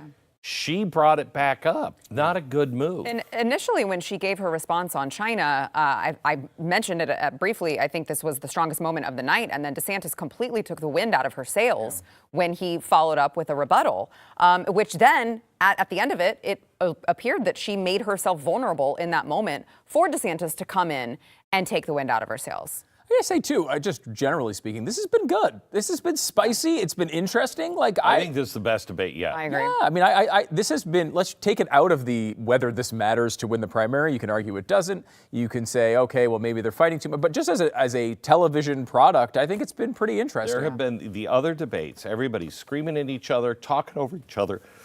You're not learning anything. You're not listening. You just have this playground fight on your hand. This time, it's not. It's been a good middle ground. Yeah. It's not too segmented where they're just making speeches, You've all but spent they're not a talking lot all of over time each other. criticizing each Here we other go. on this stage, as Governor Christie pointed out, and less so for most of you on the front runner in this race, Donald Trump. We invited him to come tonight, as you know, but he declined to come. But we'd like to ask you a couple questions about him now. Ambassador Haley, former President Trump recently promised, if he's reelected, to bring back and expand his program restricting immigration from Muslim countries. Here he is in Iowa on October 16th. No longer will we allow dangerous lunatics, haters, bigots, and maniacs to get residency in our country. We're not going to let them stay here. If you empathize with radical Islamic terrorists and extremists, you're disqualified. You're just disqualified. Ambassador Haley, do you support President Trump's plan for ideological screening? Well, I don't think that you have a straight up Muslim ban as much as you look at the countries that have terrorist activity that want to hurt Americans. You can ban those people from those countries. That's the way we should look at it, is which countries are a threat to us. You look at what came across the southern border. What worries me the most are those that came from Iran, from Yemen, from Lebanon. China those areas sent where they say death to 22,000. America. That's where you want to be careful. It's not about a religion. It's about a fact that certain countries are dangerous and are threats to us. A president has one job, and that's to keep Americans safe. And that's what we've got to do, is make sure that we have good national security in that process. And that's the way you should look at it, is where the terrorist threats are, how we're going to deal with it, and what we're doing about it. And the biggest threat we have right now is communist China. But you have to also look at what Iran and Russia are doing as well. And we need to be paying attention to that. That's why we have to focus on things like cyber, on space, on artificial intelligence, and not just the regular things that we've always focused on. It's not just terrorism, though. That's important. But look what's happened in Europe. You have more anti-Semitism in Germany than at any time since Adolf Hitler. Why? Because they imported mass numbers of people who reject their culture. Europe is committing suicide with the mass migration, and it's illegal and legal. Nikki Haley said the other day there should be no limits on legal immigration, and that corporate CEOs should set the policy on that. There needs to be limits on immigration, and we should not be importing people from cultures that are hostile. So, for example, I said with the Gaza, you had some of the squad wanted to import 300,000 people from the Gaza Strip. I said, no, we're not taking anyone from Gaza because of the anti-Semitism and because they reject American culture. So we've got to get smart about this. We cannot let the United States be like Europe. So there's a lower-hanging fruit here, if I may just hit this point, because it relates to what they just said. There are things that the government can do right now that nobody's talking about amongst the professional politicians in this race. What about all of the illegals who are already here? Here's the answer. There's 287G in the law. That is a provision that already allows ICE agents to deputize or allow local law enforcement to enforce those ICE warrants. And it shocks me that nobody in the Republican Party is talking about it, because there are 1 million then officials, law enforcement officials in this country. And against that backdrop, we absolutely have the ability to deport anybody who's in this country illegally. Thank you, we Mr. need to be talking about it more in this country. Thank you. Governor Christie. He's good at things like as that. governor of South Carolina. Governor Christie asked last night in Iowa whether he would be a dictator if he wins a second term in office. Donald Trump quipped, no, quote, except for day one, promising to seal the southern border. He has also pledged to begin the largest deportation operation in American history, saying that migrants are, quote, poisoning the blood of our country. He has pledged to round up and expel an estimated 11 million undocumented immigrants in the United States. What do you make of that plan? I think it's completely predictable. I mean, look, he's made it very clear. There's no mystery to what he wants to do. He started off his campaign by saying, I am your retribution. 8 years ago, he said, I am your voice. This is an angry, bitter man who now wants to be back as president because he wants to exact retribution on anyone who has disagreed with him, anyone who has tried to hold him to account for his own conduct. And every one of these policies that he's talking about are about pursuing a plan of retribution. And yet, at the first debate, my 3 colleagues on this stage, when asked if he would be convicted of federal felonies, would they still support him, raised their hand, looked into the camera, and let everybody know that they would still support him even if convicted of federal felonies. Federal felonies, by the way. Federal felonies, which involve our election process, federal felonies which involve the most sensitive of our governmental secrets, federal felonies where he instructed others to commit crimes, folks who are now agreeing to go to jail because of what they did in his name. So do I think he was kidding when he said he was a dictator? All you have to do is look at the history. And that's why failing to speak out against him, making excuses for him, pretending that somehow he's a victim, empowers him. You want to know why those poll numbers are 91 indictments? Because folks like these 3 guys on the stage make it seem like his conduct is acceptable. Let me make it clear. His conduct is unacceptable. He's unfit. And be careful of what you're going to get. If you ever got another Donald Trump term, he's letting you know, I am your retribution. He will only be, Elizabeth, he will only be his own retribution. He doesn't care for the American people. It's Donald Trump first. Thank you, Governor Christie. Governor DeSantis. Governor DeSantis. Governor DeSantis. Donald Trump would be older on day 1 of his second presidency than Joe Biden was on day 1 of his first. Why make it about age? You have said Trump is not the same man he was when he ran in 2016. Your campaign is running ads showing Trump confused. And you have said he has, quote, lost the zip on his fastball. You seem to be saying Donald Trump is no longer mentally fit to be president. Is that what you think? Look, he is showing, Father Time is undefeated. The idea that we're going to put someone up there that's almost 80 and there's going to be no effects from that, we all know that that's not true.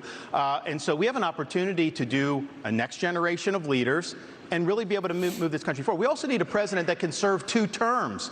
I don't think Donald Trump, I think he's going to have, I don't think he'd be able to get elected. The Democrats want him to be the nominee. We see that. They are going to turn the screws the minute, if he got the nomination, but do you think he's mentally fit to be president? I think we need to have somebody younger. I think when you get up to 80, I don't think it's a job for that. But let me just respond to some of the things there. Look, the media is making a big deal about what he said about some of these comments. I would just remind people that is not how he governed. He didn't even fire Dr. Fauci. He didn't fire Christopher Wray. He didn't clean up the swamp. He said he was going to drain it. He did not drain it. He said he was going to build a wall and have Mexico pay for it. We don't have the wall. He did say in 2016 he'd have the largest deportation program in history. He deported less than Barack Obama did when Barack Obama was president. So some of these policies he ran on in 2016, I was cheering him on then, but he didn't deliver it. Here's what I can promise people. 100% of the things I promised as governor, I delivered on those promises. I beat the left time and time again, and that's what I'll do for you as president. We got to start winning again as a party. Yes, win the election, but we've got to start getting these issues. I will go in and wreak havoc on this bureaucracy. You will see people fired, and we are going to bring a reckoning for how this government handled COVID-19. Here's what irritates Now, Chris, you had your chance to wax eloquent on Donald Trump. You've been doing it all this whole race. Why doesn't he just answer the question? The question was very direct. Is he fit to be president or isn't he? The rest of the speech is interesting, but completely non-responsive. And if we were in a courtroom, they'd strike the answer and say, Governor DeSantis. No, they you're wouldn't. They would say that you're a smart they would man. argue that no, they would. No, they wouldn't. They would Chris. strike the answer no, they wouldn't. because you're not answering you it. Just is he don't fit? like. You is have he your. fit? You have no. your thing. Is he you fit have or your isn't he? thing. No, I don't have my thing. We don't. He's the thing. Is we he do fit not or want isn't to he? do someone You're talking that's about him almost being 80 years old. It doesn't mean Ron, that somebody is he couldn't fit? get elected. That's up to the people to Governor decide. DeSantis, let him we have an finish. opportunity. Not getting much out of this section here. DeSantis, let him finish. Ron, is he I think we have fit? an opportunity to do somebody who no is in the talking prime over of their each other. life. Yes. We don't have to No worry talking about all this stuff with Ron, confidence. Stop. We can get it Christy, done, stop. and we'll do it. I'm going to come to you. Finish.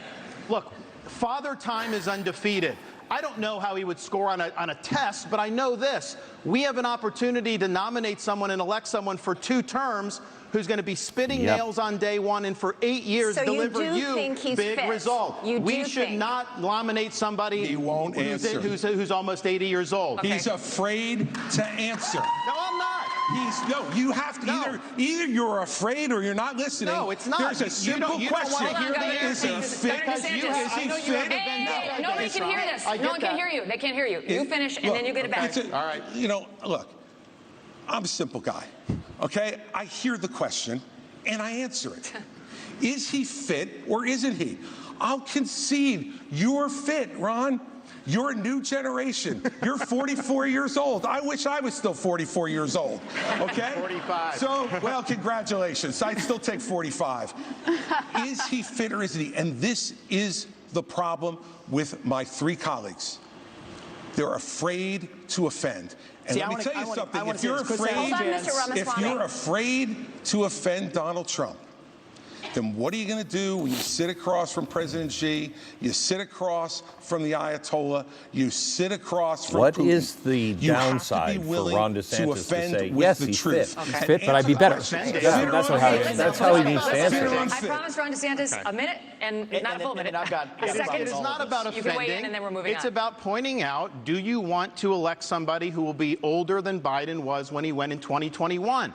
I don't think he's as bad as Biden was at all, but I do think that over a 4-year period, it is not a job for somebody that's pushing 80. We need somebody that's younger. We need somebody that's going to be able to go in there and clean house on day 1 and do it for 2 terms. He should say, but he is fit. Colleagues on this debate stage. Today, is we all don't know 3 in of them 5 have years. been licking Donald Trump's boots for years for money and endorsements. Ron DeSantis, you've been a great governor, but you would have never been one without actually begging Donald Trump for that endorsement. And you attacked him in your book a year ago. Same thing with Chris Christie as a lobbyist, begging them for COVID money for his special interests in New Jersey, prepping him for the debates last time around. These people are now Monday morning quarterbacking some decision he made.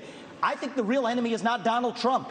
It's not even Joe Biden. It is the deep state that at least Donald Trump attempted to take on. And if you want somebody who's going to speak truth to power, then vote for somebody who's going to speak the truth to you. Why am I the only person on the stage, at least, who can say that January 6th now does look like it was an inside job? That the government lied to us for 20 years about Saudi Arabia's involvement in 9/11? That the Great Replacement theory is not some grand right-wing conspiracy theory, but a basic statement of the Democratic Party's platform. That the 2020 election was indeed stolen by big tech. That the 2016 election, the one that Trump won for sure, was also one that was stolen from him by the national security establishment that actually put up the Trump-Russia collusion hoax that they knew was false. There's a reason why I'm the only person on the stage who can say these things. That's what it's going to take, not people who are licking his boots one time and now Monday morning quarterbacking him and criticizing him when it's convenient. Governor Christie. That was a powerful statement. You do not favor a ban on trans medical treatments for minors, saying it's a parental rights issue. The surgeries done on minors involve cutting off body parts. Megyn on this question. Oh, that's why I'm These already kids like, cannot even legally smoke a cigarette. Kids who go from puberty blockers to cross-sex hormones are at a much greater likelihood of winding up sterile. How is it that you think a parent should be able to okay these surgeries, never mind the sterilization of a child? And aren't you way too out of step on this issue to be the Republican nominee?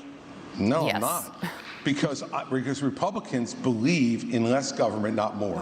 In less involvement with government, not more in government involvement in people's lives. And you know what, Megyn? I trust parents. And we're out there saying that we should empower parents in education. We should empower parents to make more decisions about where their kids go to school. I agree. We should empower parents to be teaching the values that And they let's believe empower in their parents to let homes kids without smoke the government pot telling at them home. what those Right. values To should abuse be. their children. Right. And yet we want to take beat 'em other up when they parental feel like rights it. away. I'm sorry. As a father of 4, I believe there is no one who loves my children more than me.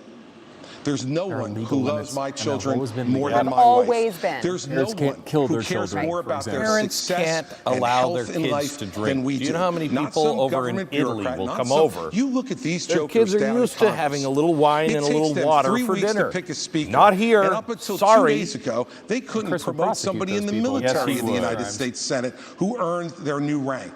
It's a And we're weird going to stance. put I mean, my this is an children's easy one health for any and Republican my to hit out of the decisions park in their and- hands, for them to make those decisions, for Joe Biden to make those decisions, hope for Megyn me and follows for up on my this one. wife. Let me just say this. This is not something I favor. I think it's a very, very dangerous thing to do. But that's my opinion as a parent, Megyn. And I get to make You the do not decisions have the right about to my abuse children, your child. not anybody else. Period. And every parent out there who's watching tonight, you start to turn over just a little bit of this authority, the authority they're going to take from you next, you're not going to like. I'll stand up for parents each and every time. So there are Shame laws on you. banning You do not smoking have- or drinking by you a do certain not age. have the right. Hold on. Let me tell you something. I have a follow-up question for him, and you guys are going to get to weigh in. He sure does. Okay, here's my follow-up question. You talk about parental rights. Let's talk about them. When you were governor in 2017, you signed a law that required new guidelines for schools dealing with transgender students. Those guidelines required schools to accept a child's preferred gender identity even if the minor's parents objected.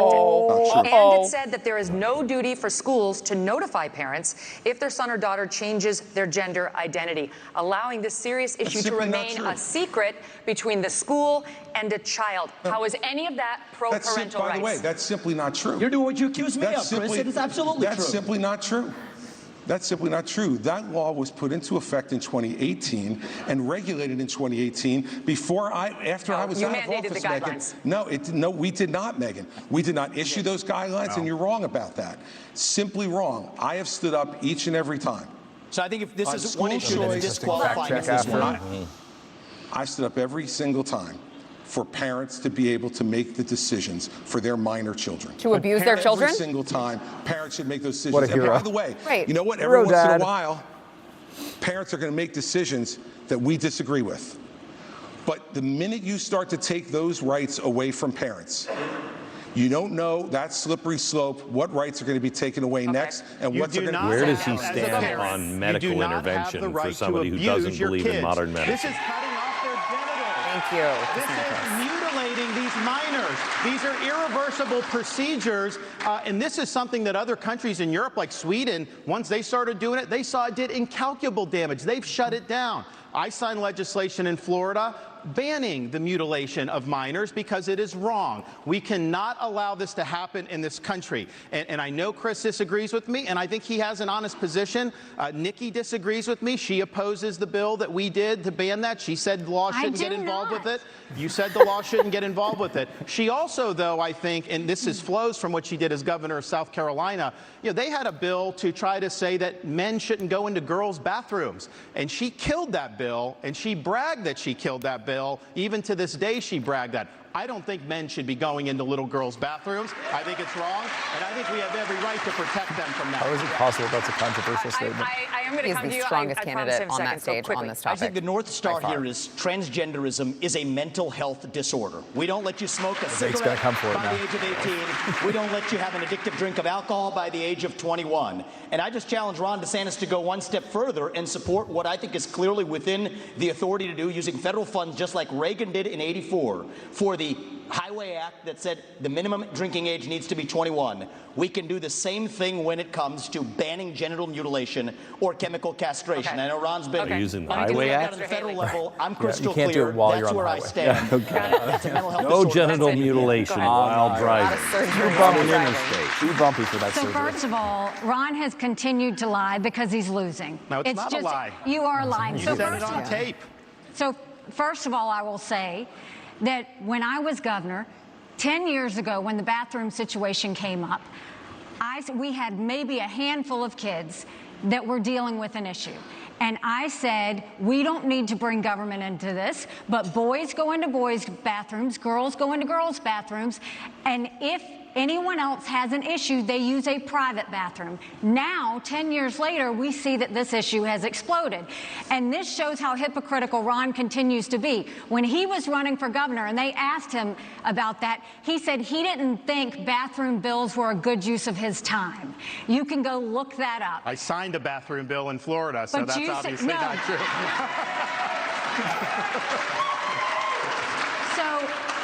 So the idea that you would say that I was signed against it, that. you didn't. You killed it, I signed it. I We stood up didn't. for little girls, you didn't do it. And there was this going on. I was actually just in South Carolina. Some of the legislators told me at the time there were boys going into the girls. That's the There whole were reason not. why they No, did no, it. no, no, no. And so they say when she does that explanation that that doesn't hold water. And this is the upstate of South Carolina. Ron. She just ceded I her signed ground the to bill. him. I Do protected you the know girls. South Carolinians? She did not do you it. know I know South that. Carolinians? Because South Carolinians. No. You are not going to talk about my state like that, because I will tell you for a fact, South Carolinians never allowed that to happen, and we did not have that issue at the time. What I have always said is boys go into a boys' bathroom, girls go into a girls' bathroom. But hold on one second. I also say that biological boys shouldn't be playing in girls' sports, and I will do everything I can to stop that, because it's the women's issue of our time. And I signed legislation to protect women's sports. I actually get this stuff done. You got it. Thank you, guys. We're going to move on. Mr. Ramaswamy, when discussing your Hindu faith in September, you seemed to take a shot at Ambassador Haley, who is also Indian American and who converted to Christianity as an adult.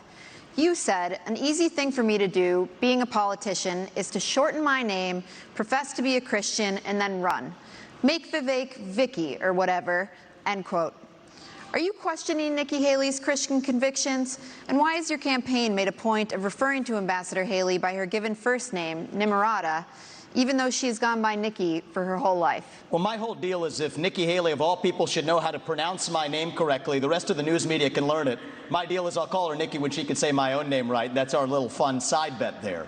Here's what I will say is deeper. I don't question her faith, but I question her authenticity. And I think that's deeper here. We were just talking about the trans issue. This is a symptom of a deeper cancer in American life, identity politics. This new religion that says your race, your gender, and your sexuality are your identity. It is anti-American. It is meritocratic, it's anti-meritocratic, and it is dividing this country to a breaking point. And I've spoken about this to the left. My books are all about this. I've preached this to the left, but it's even worse when Republicans try to play the same game. We're talking about that trans issue. And Nikki Haley's campaign launch video sounded like a woke Dylan Mulvaney Bud Light ad talking about how she would kick in heels. At the first debate, she said that only a woman can get this job done. That's what she said. After the third debate, when I criticized Ronna McDaniel after 5 failed years of leadership of this party and criticized Nikki for her corrupt foreign dealings as a military contractor, she said that I have a woman problem. Nikki, I don't have a woman problem. You have a corruption problem. And I think that that's what people need to know. Nikki is corrupt. This is a woman who will send your kids to die so she can buy a bigger house.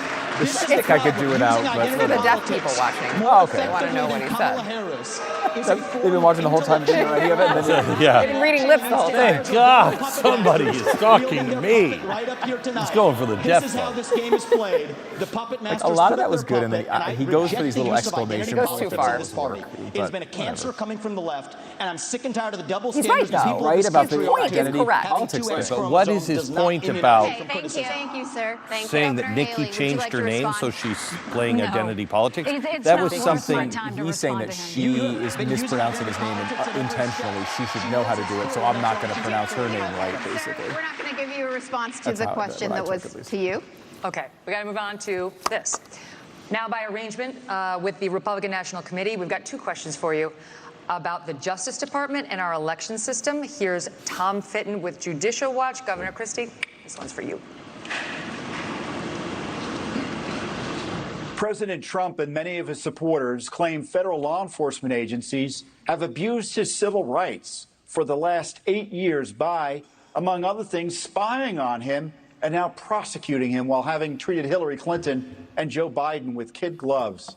A recent Gallup poll shows that Americans think more highly of the U.S. Postal Service than they do the FBI or Justice Department.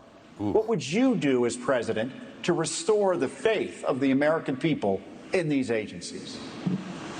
Well, first off, I'm the only person on this stage who's actually done a job in the Department of Justice. I was the U.S. Attorney in New Jersey, in the 5th largest office in this country, appointed by President Bush on September 10th, 2001. And it was an extraordinary time in this country to be on the front lines of fighting the greatest attack against our country since Pearl Harbor. And I'm proud of the 7 years I spent in the Justice Department. And one of the reasons I am is because I had an Attorney General when I came in named John Ashcroft. And John Ashcroft stood up and told each and every one of us our job was to do one thing, to make sure justice was done every day, regardless of partisanship, regardless of gender or race or any other consideration. And that's what we did for 7 years. And at a time when our country was at its greatest moment of danger in the last 40 years. He was supposed to be answering the direct questions? We did exactly that. There was not another domestic terrorist attack on this soil. So what I would do as president, having had that experience, and the only one who's had that experience, is to pick an attorney general who will absolutely do the same thing that John Ashcroft did, to pick U.S. attorneys who will only care about making sure that justice is done without regard to any other consideration but the facts that are presented and whether someone is guilty beyond a reasonable doubt and the government can prove it. We have had attorneys general like Eric Holder and Loretta Lynch and Jeff Sessions. And now, our current attorney general, who have not met that standard. And the only way you restore people's faith in the justice system is to put someone like that in charge of the Justice Department. Like, I feel like that's something he's got. To get the hell out of the way on anything that involves criminal investigations. If a president's involved in trying to do something and put their thumb on the scales, Donald Trump says he will do, that makes people much less likely to believe our justice system can be fair. Thank you. Thank you. Governor DeSantis, next one's for you. Back to Tom Fitton. Many Republicans are concerned about the legitimacy of elections. A federal judge just ruled that Pennsylvania must count undated mail-in ballots, and unlike Alabama, many states still don't require any identification to vote. What should states do now to increase election integrity and voter confidence for the 2024 election? Well, Tom, thanks for the question. Thanks for what you guys do at Judicial Watch. It's really, really important. There's a lot of corruption in this government. You guys are doing a great job. What you should do for election integrity is do what we did in Florida. 20 years ago, Florida and elections was a joke. Everybody would laugh at it. I came in, I removed a couple supervisors from South Florida. We require voter ID universal, no Zuckerbucks, no mass mail balloting, and no ballot harvesting. We even have an agency that prosecutes people for violating election laws. The result of that, in both 2020 and 2022, we counted millions and millions of votes on election night, produced the results, it was transparent, and everybody was happy. That is not happening throughout this country. But let me tell you this as the nominee. I think it's important. Not every state's where we need it to be. There is ballot harvesting in places like Nevada, all these places. I am not going to fight with one hand tied behind my back. I'm going to have organizations in all the swing states. If they're harvesting, we're harvesting. If they're Zuckerbucks, we're Zuckerbucks. We are going to exploit whatever the rules are. I favor changing the rules to be like Florida and some of the other states that have done a good job. But until then, we have to do that. And then just on the Justice Department and FBI. I mean, I remember being, in Iraq working with FBI on the ground and being, and then I was a special assistant. I used to have such a high regard for these agencies. What they did to Donald Trump with the Russia collusion was one of the biggest abuses of power in the history of our country. These agencies need to be cleaned out. With me, you'll have a new FBI director on day one. We're going to clear out the DOJ, the IRS, all these places. Buckle your seatbelts. There's going to be a new sheriff in town. Thank you. All right, we got to do a quick break. We're going to come back in 1 minute. China up next. China. So, I mean, 2 hours for a debate is just, okay, I got it. Yeah, it's long, but it's been good. I think it's it's been entertaining, interesting. I think there's been good back and forth. I think this is the best one so far. I do too. Yeah. But it's probably a lot easier to do a debate with four people. Yeah. Than it is with. The last one was 5, though, right? Yeah. And it was, when it was 8 or whatever it was, that first one, that's going to be tough. I think they've done a good job at, generally speaking, letting them fight it out. I think that there hasn't been too formatted. I think no, but they have stopped it when they're talking over one which another. is good. Saying nobody can hear you. Right. Yeah, Stop it.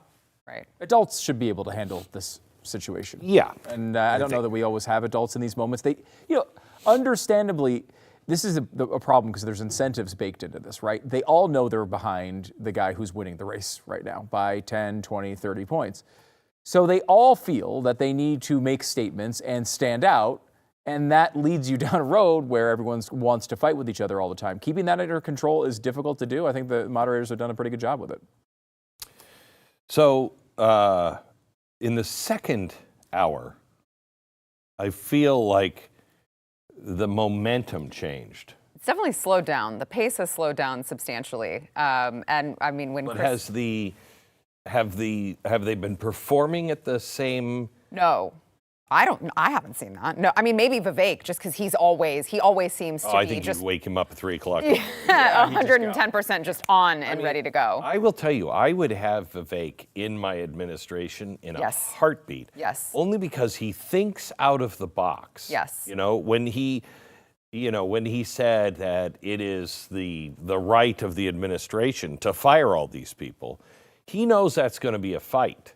But he's willing to fight it, and his deal is if you're in the administration, I'm the CEO as president of the administration. I'm the head. If I can't fire you, then you don't really work for me. You work for Congress. I think that is a great case, a really great case. I mean, he's bold, right? And that's why he's good at this. He's good at these debates. He has bold policy proposals. I mean, it's in some ways you could almost.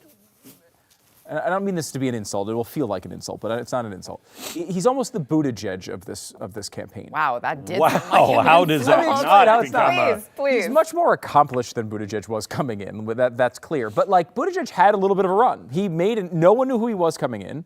And by the end, kind of everyone knew who he was. He was able to increase his polling, and he's lined up, I think, a role, as you just pointed out, in an administration, right? Like, he's the type of person that has a future, I think, in GOP politics, where I think Buttigieg probably has that, or at least had it until his disastrous run as whatever he is, Treasury or Transportation Secretary. But like, he's not a guy who is going to win this race. I like Vivek. We've had him on the show a million times. He's not. I think some people have been too dismissive of him because he's young, because he's been a little brash. He's had these moments at times where he hasn't. He's slipped up a little bit here and there. But I mean, look, the guy's a talented guy. He's a smart guy, and he has something to add. And I think that's important here. But again. Just like Christie, he's not going to win this nomination. There's 3 people who have a chance to win the nomination, and it's, I think, Haley, DeSantis, and Trump. But he is looking for a position, I think, with the Trump administration because he raised his hand again. Yes. He is. Do you think Trump? I mean, Donald Trump better than I think either of us. But like, do you think he would name Ramaswamy as his VP? Is that a realistic possibility? You guys think? I mean, I recall, I think he was talking to you, Glenn, whenever Trump was on. I think it was your interview. And he said, when he was asked about Ramaswamy, he said he really liked him and he liked the fact that he was loyal to him, was his answer. So, I think, personally, he would have an easier time with Ramaswamy than he would with Haley. Yeah. But I agree. But he is a calculating guy as well. Haley is very similar to his Pence pick. Yes. Right? Yes. Ramaswamy is a totally different, but it's a bulldog on his side. I think you love that. Primary debate of 2023. We're going to talk about our college campuses, starting with you, Ambassador Haley. House Republicans yesterday hauled elite university presidents up to Capitol Hill to answer for the displays of anti-Semitism on college campuses. These leaders, including the president of Harvard, were asked whether calling for the genocide of the Jews would violate school policies against harassment and intimidation. All of them said it would depend on the context, including whether that speech veers into conduct. How do you think these schools and the rest of society should balance the imperative of free speech against the need to prevent radical activists from harassing and intimidating others? It was disgusting to see what happened. You know, if this had been the KKK that was doing protests on those campuses, every one of those college presidents would have been up in arms. This is just as bad. The idea that they would go and allow that kind of pro-Hamas protest or agree with the genocide of Jews and try and say that they needed context on that, there is no context to that. This is what we need to do to deal with it. First of all, we have got to get foreign money out of our universities. You've got Arab money, you've got Chinese money, you've got others. We need to go to every university and say, you either take foreign money or you take American money, but the days of taking both are over. The second thing we need to do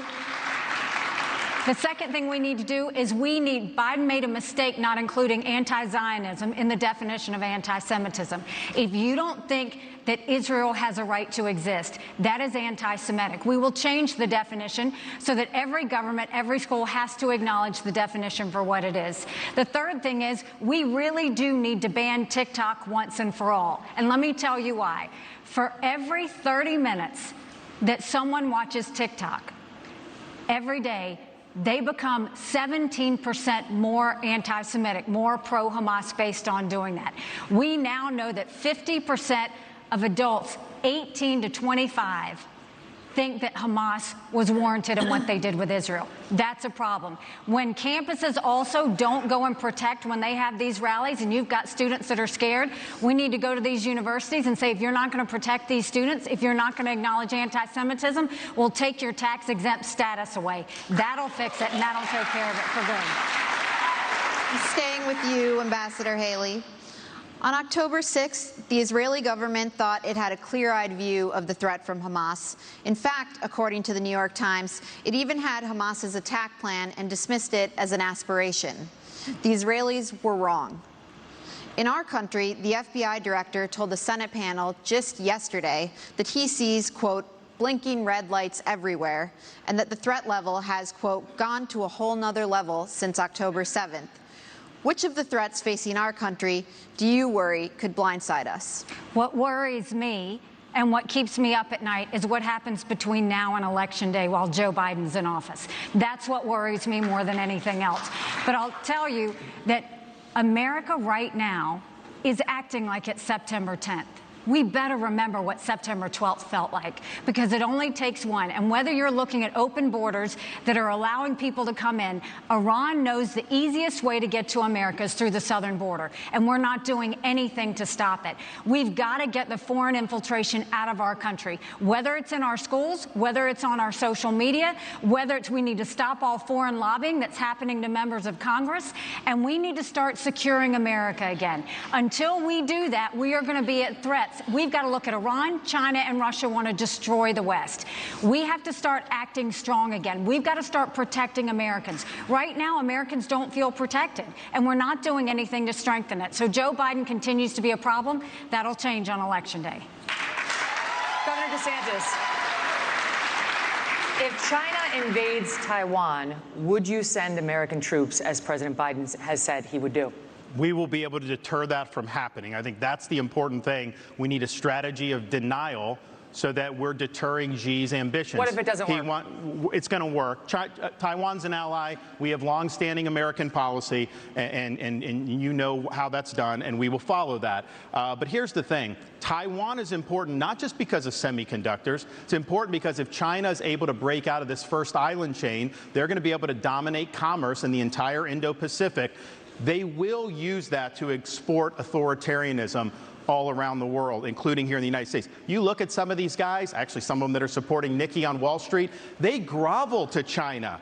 Anytime something happens, they got to go do that. So they already exert a huge amount of authority over this country. It will get a lot worse. So deterring China's ambitions is the #1 national security task that I will do as president, and we will succeed. The 21st century needs to be an American century. We cannot let it be a Chinese century. Mr. Ramaswamy, I think we need to be clear on, I'll be clear on the same issue, if I may. I'm coming to you next on Taiwan. You said if you want to stop Xi from invading Taiwan, quote, let's open a branch of the NRA in Taiwan and put an AR-15 in the hands of every family and train them how to use it.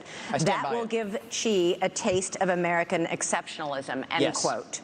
The National Police in Taiwan announced a zero-gun policy last year. Is this a serious policy proposal? And if it isn't, why do you keep repeating it? Well, it's part of a broader deterrence strategy. And so I think I'm going to respectfully disagree with Ron here. I think the next U.S. president needs to be crystal clear that at least for the foreseeable future, the U.S. will absolutely defend Taiwan. And it is with that clarity that we actually achieve deterrence. But I have a broader strategy than that. We need to get on side in our relationship with India, take it to the next level. India has to be able to block the Andaman Sea, which is where China gets most of its Middle Eastern oil supplies. That's critical. I also do believe the Second Amendment is a critical way of preventing foreign autocrats from being able to. It's worked in America. Why wouldn't it work in Taiwan? So it is part of a broader strategy. But I do think that we need to be specific about our deterrence strategy, or else Xi Jinping is just encroaching by the day. And the reason why we're not doing it for China, I want to be crystal clear, is because we're scared. Why are we scared? Because we depend on them for our modern way of life. Why do we depend on them for our modern way of life? It's because Nikki Haley's latest friends like Larry Fink have created commingled economies with BlackRock telling Exxon and Chevron they can't drill here, while being a shareholder of PetroChina, not applying those same constraints in China. So it is our economic dependence on China that makes us scared. If that were a Russian spy balloon, we'd have shot it down in an instant. If that were a Russian spy base in Cuba, we'd be actually going hard on them instead of turning the other way as we are with China. So it comes back down to that economic dependence. We cannot depend on them for our pharmaceuticals, our semiconductors, and people have been lied to for a long time. Our own military, the F-35 jets that we make in this country, depend on China, and it's going to take an outsider to fix that broken establishment. Thank you, Mr. Ramaswamy. Ambassador Haley, would you like to respond? A great answer.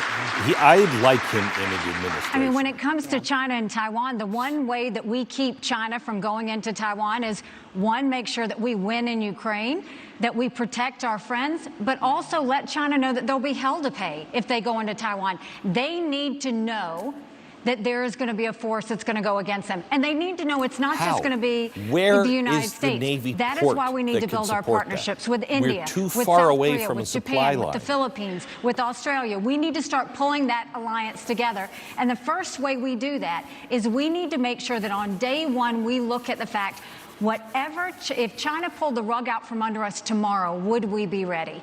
Think about what happened during COVID. Everybody told you to wear a mask. They were made in China. Everybody told you to take a COVID test. They were made in China.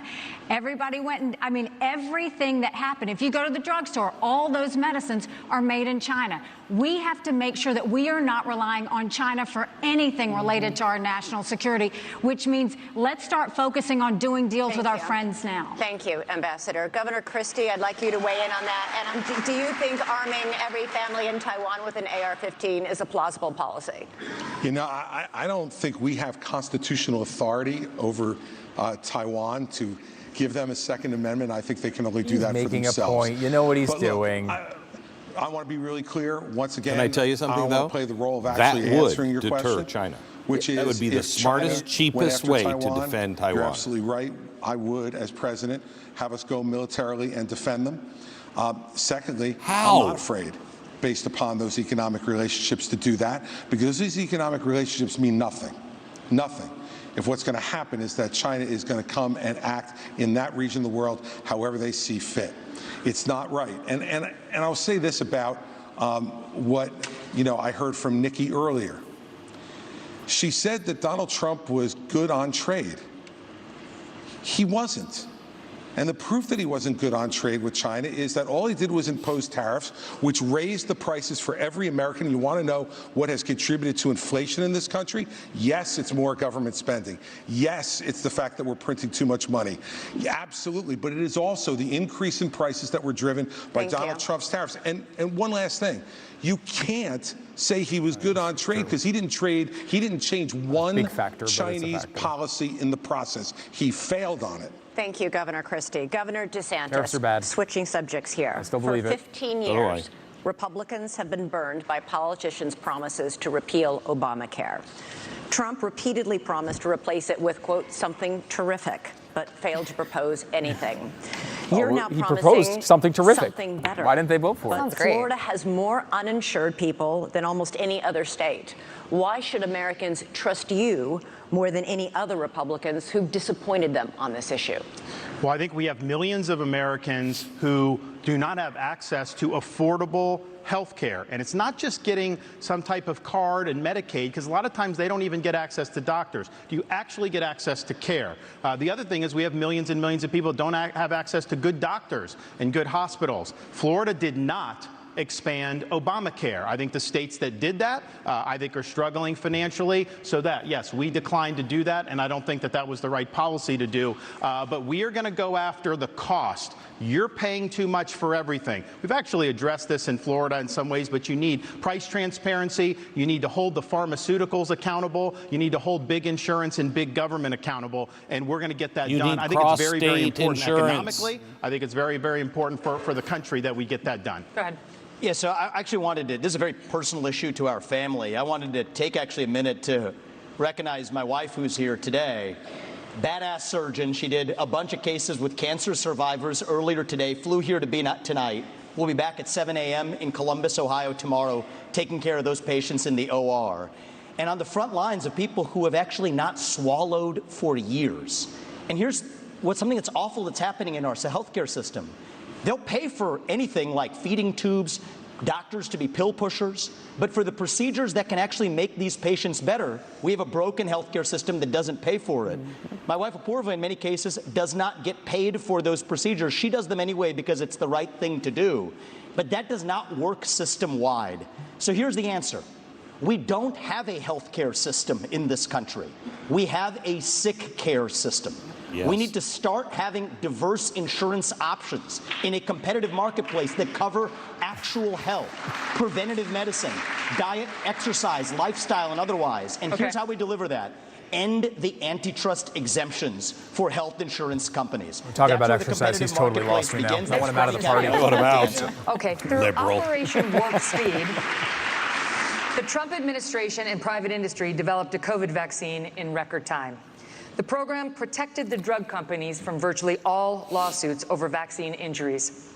The government has a program to compensate for such harm, but critics say it is a black hole of bureaucracy. 12,000 claims filed, 10% decided, only 8 payouts so far, in a forum with no right to counsel, no hearings, no appeals.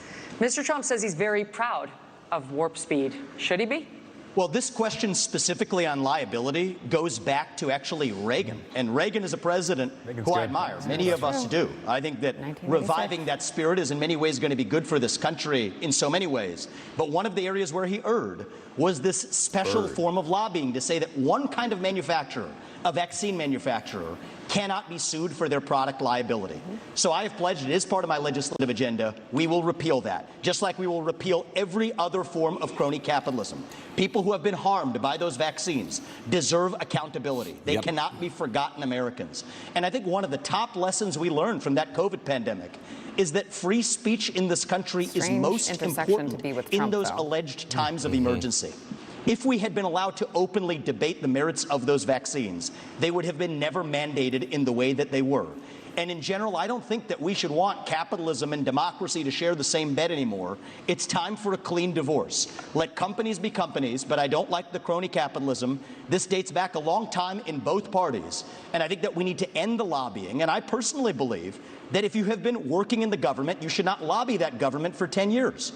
If you have been a government elected official doing deals with companies, be they Boeing or be they pharmaceutical companies, you should not join the board of that company for 10 years after. The former chairman of the FDA, the leader commissioner of the FDA, ended up on the board of Pfizer. Nikki Haley did deals with Boeing, ends up on the board of Boeing. I don't care if it's a Republican or a Democrat. We need some basic principles that end the corruption in government.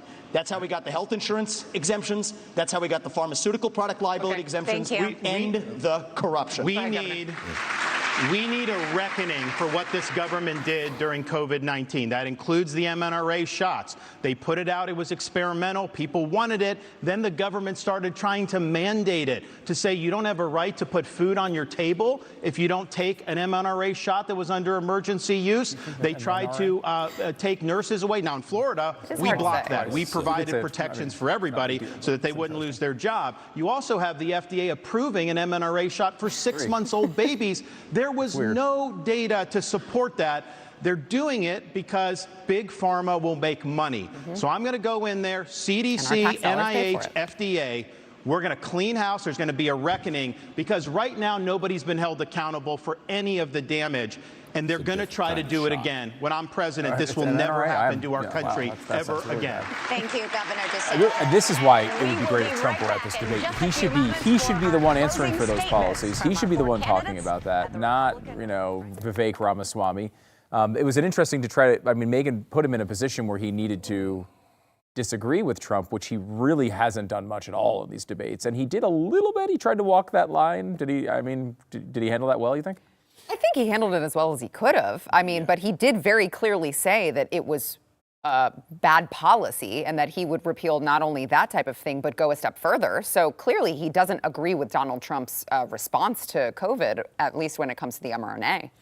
So mRNA. So but that answer wouldn't make you happy, Sarah, someone who really cares about that issue, right? Like that, you'd want someone to take on that particular thing. I know you like Donald Trump, and you thought he was a good president, but like that issue, you'd like to see more action on. Yes. And it would be great to hear Trump have to stand up there and defend those things to primary voters who care about that issue. And the thing is that he would, because he has been asked about it on the campaign trail, and all he does is double down on it. But inexplicably, the average Donald Trump voter will give him a pass on that. They don't want to criticize him on that, even though if you ask them today, did you take the shot? Do you trust it? Will you take it again? They would overwhelmingly say it was a disaster. It was a mistake. I would never take that poison. Yet they give him a pass for that. It's very bizarre. So I think, and this is the problem on the COVID thing from the get-go. At the beginning, I give everybody a pass. There's certainly a grace period there, probably at the beginning. Correct. You didn't know what was going on. You give at least a little bit more grace. Correct. Not a pass, Remember, but the shot was not delivered until Biden won. Okay? So Trump, remember, they held that back. Yes. So Trump didn't have anything to do with the shutting down businesses yet, but the shutting down of the COVID vaccine talk, all of that stuff. The problem comes with a lot of these guys is after we knew. Yes. After we knew. And that's the problem with Donald Trump. I don't blame him for going and trying to work to get a vaccine and everything else. We were all for it, especially since he didn't use any military laws to take over these companies and force them to do it. He did it through the private sector-ish. We didn't understand that at the time. He might have, he should have. But the problem is that he will not turn that corner. It would be such an easy out to just say, I was duped by the same people you were duped by. Dr. Fauci was a con man, Deborah Birx was a con woman, and this is on them. It would be so easy to put this on them, who his voter base already hates. Right. It would be such an easy thing, and he just does not want to seem to do it. And when you hear Donald Trump saying things like, the Democrats want to give me credit for the COVID vaccine, and I happily accept it. Yeah. They think I deserve more credit. It is mind-boggling to me that he doesn't take the pass. It is Donald Trump's Bidenomics. At least in the primary, it is. I think. What I mean is Joe Biden looks at Bidenomics like, this is great. And everybody's like, no, it's not. No, it's not. And he just keeps going. Yeah. It's the same thing with the vaccine and Donald Trump. Everybody around him has got to be going, no, this is not a winning thing. Look, it's a really tough issue for him in a primary like this. I think, The problem is if he, and I agree with you, he should just be honest with whatever he believes, right? I don't know. It's not like anyone thought that he was like the biologist or like the chemist or the pharmacist, and they're actually creating these solutions. Right. So, but like, a lot of the answers to these questions, that have been brought up here when it comes to COVID and a lot of the stuff that is more legitimate criticism, not Russia collusion type stuff, but like criticism that is coming from people like DeSantis on Trump. He keeps falling back to this basically "I was duped" answer. I don't think that's I don't think that's an effective answer or a plausible answer for a president of the United States to make. You can't be duped by Anthony Fauci. It's your job to not be duped by him. I mean, I would push back a little bit in the sense that he is not a doctor, right? I mean, you do have to. The beginning. Yes. Yeah. At the beginning. Yes. Yeah. Yes. You do have to put some level of trust in some sort of expert, right? I mean, I know that we would push back on trusty experts. Looked at Fauci at the very beginning. Most of us looked at Fauci at the very beginning, saw the press conferences happening with Fauci and Donald Trump and Birx and thought, this is good. A lot of information is coming in. We're going to at the do very one beginning. final question before closing statements, and we want to get you all in, so we're going to give you 45 seconds for this last one. Governor Christie, we're going to start with you. Which former president would you draw inspiration from for your own presidency, and why? I would draw inspiration from Ronald Reagan. In the last year, I've spent a lot of time writing a book about President Reagan that's going to be called What Would Reagan Do? That book's going to come out early in 2024. He's got a book coming out. No wonder he's staying in this race. Was a slave to the truth. Ronald Reagan stood up for the truth, whether it was popular or unpopular at the moment. In 1964, he stood up against the John Birch Society when it was very unpopular to the party to do it, but he would not put up with some of the John Birch Society actually turns out to be right. And deceit, even it gave him political progress. That's the kind of president that I will be, and I would draw that inspiration from the 40th president of the United States, Ronald Reagan. Ambassador Haley? The question is, does anyone I have to not say, too, Ronald I think Reagan? George Washington, when you look at the responsibilities he had of how do you go and take on this great American experiment and make sure that the people are protected. And they always knew that government was intended to secure the rights and freedoms of the people. It was never meant to be all things to all people. And then you look at Abraham Lincoln, and you look at the challenges, and you look at the division that happened in our country, and the ability to lead in spite of the loud voices and say, what will bring out the best in people to get us to go forward is always something that's important, and I think we need that now more than ever. Washington and Lincoln. Governor DeSantis. Somebody say Coolidge. Reagan, Washington, Lincoln, excellent.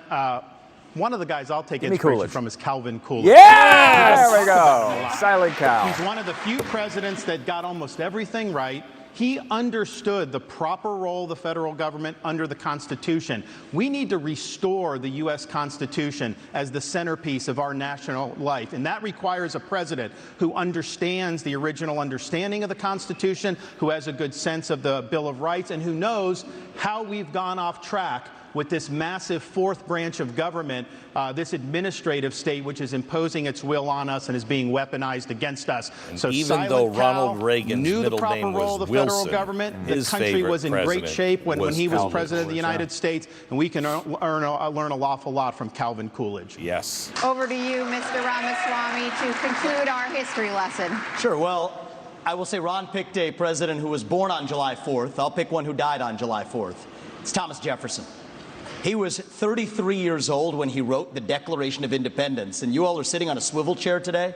He invented the swivel chair while he was at it, while writing that Declaration of Independence. That's that founding spirit that we miss, that we're the pioneers, we're the explorers, the guy who sent them out on the Lewis and Clark expeditions.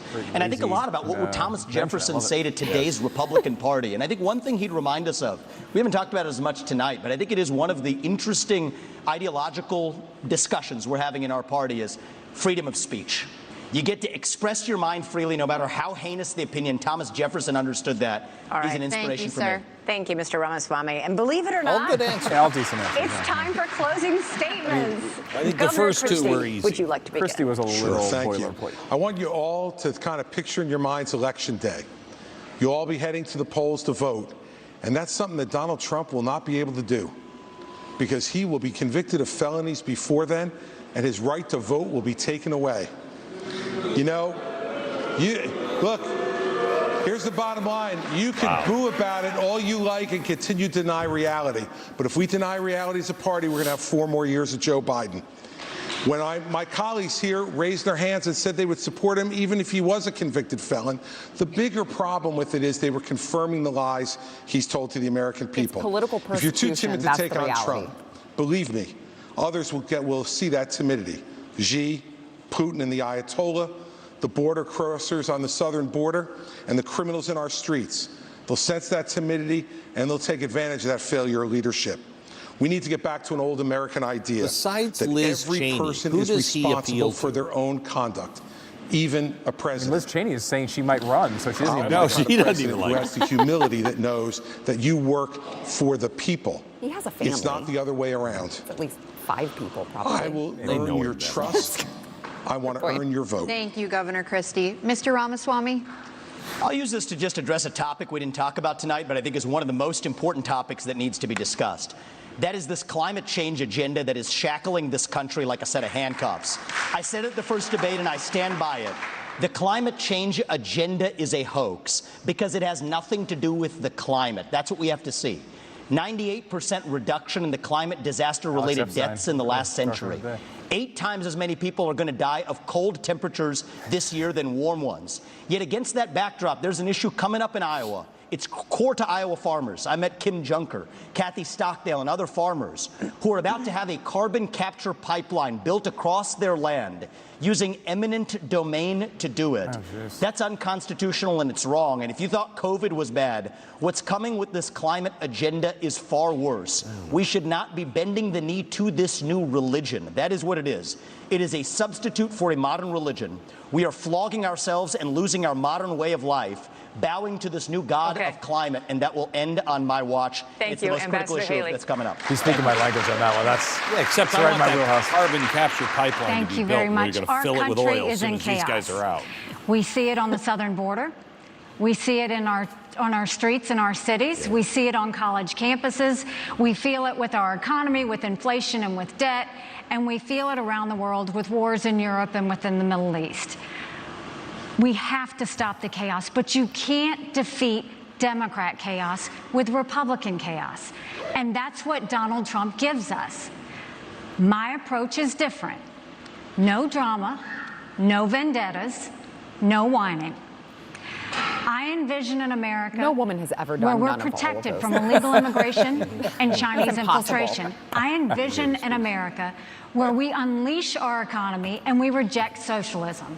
But more importantly, I envision an America where we rediscover our national purpose and our pride. Thank you. I crush Joe Biden in Thank the you. polls. And if Thank you you. give me this chance, we will crush him in November and take our country back. Go to Thank you, Ambassador Haley. Governor DeSantis.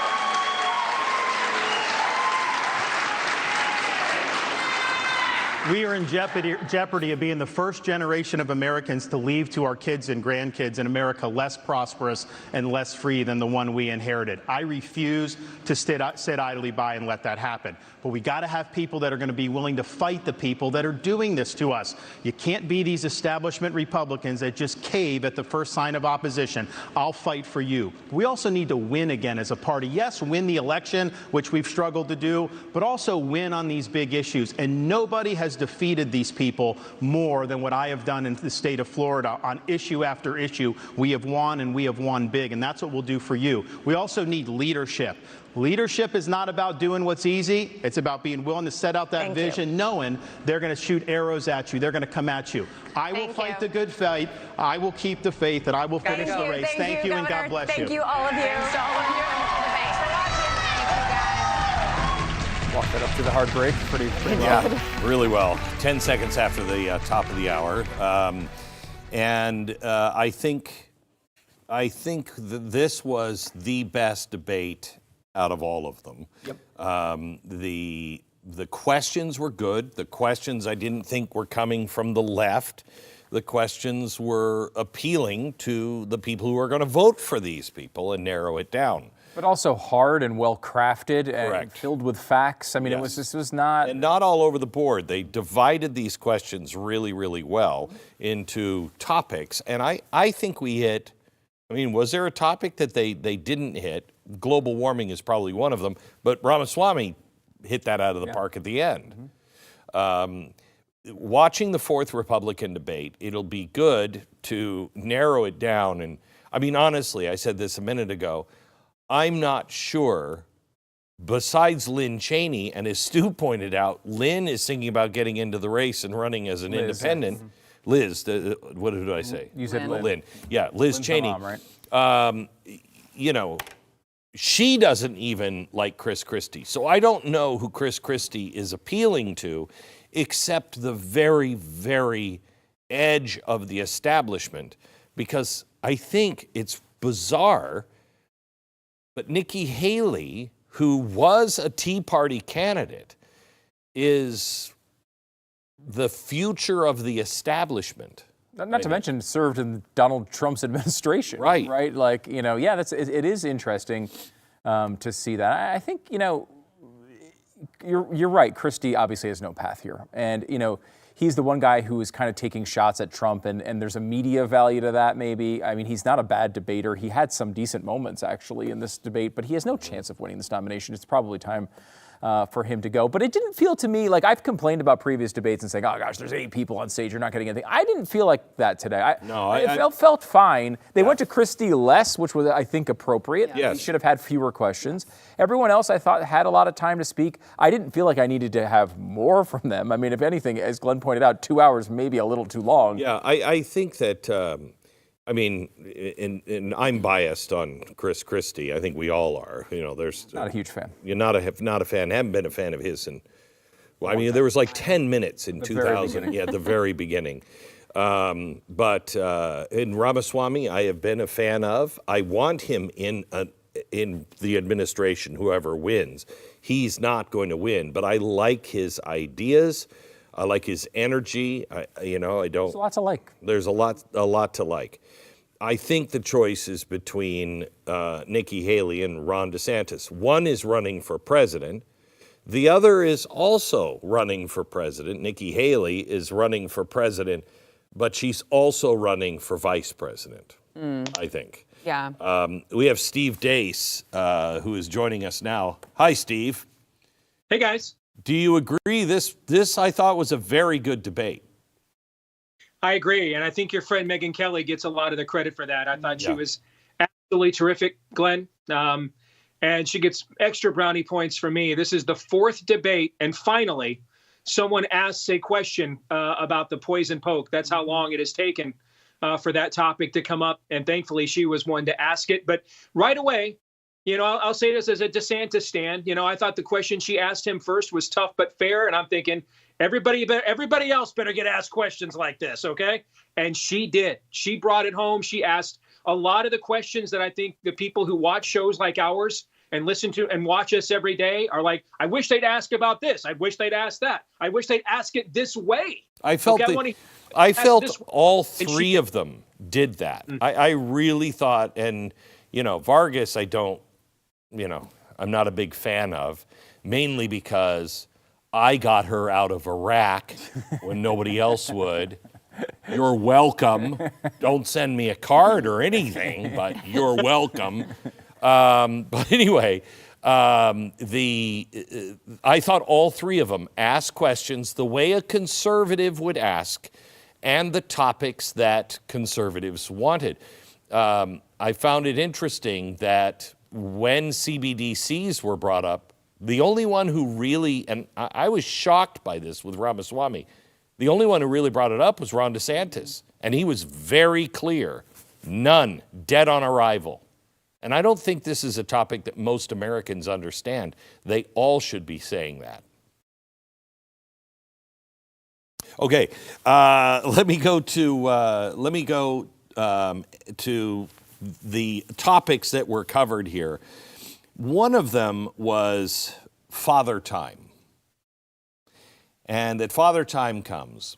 And this, for some unknown reason, and you're a DeSantis guy, so maybe you can tell me, why would Ron DeSantis not say Donald Trump, mental acuity, he is fit for office? What was the thinking there?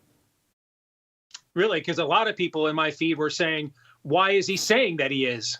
And to me, I just think that first of all, wait. Mental acuity, not tomorrow, but today. Is he not mentally all there? I don't think if you watch interviews, you're not talking to the same guy you were in 2016. I think if we're comparing him to Joe Biden, I think he is Mr. Nobel. I think he's Albert Einstein in that case. Yeah. but I think clearly, he wouldn't be the first person to lose a step at the ripe old age of 78. You project another 4 years. I mean, look at the video we're running there. That doesn't look like a spring chicken there. The video clip they showed of him is not a spring chicken. And frankly, Glenn, I just think as a general rule, it's a country of 330 million people. No one 80 years old should hold public office, period. I don't care who they are, what they believe, what their office is.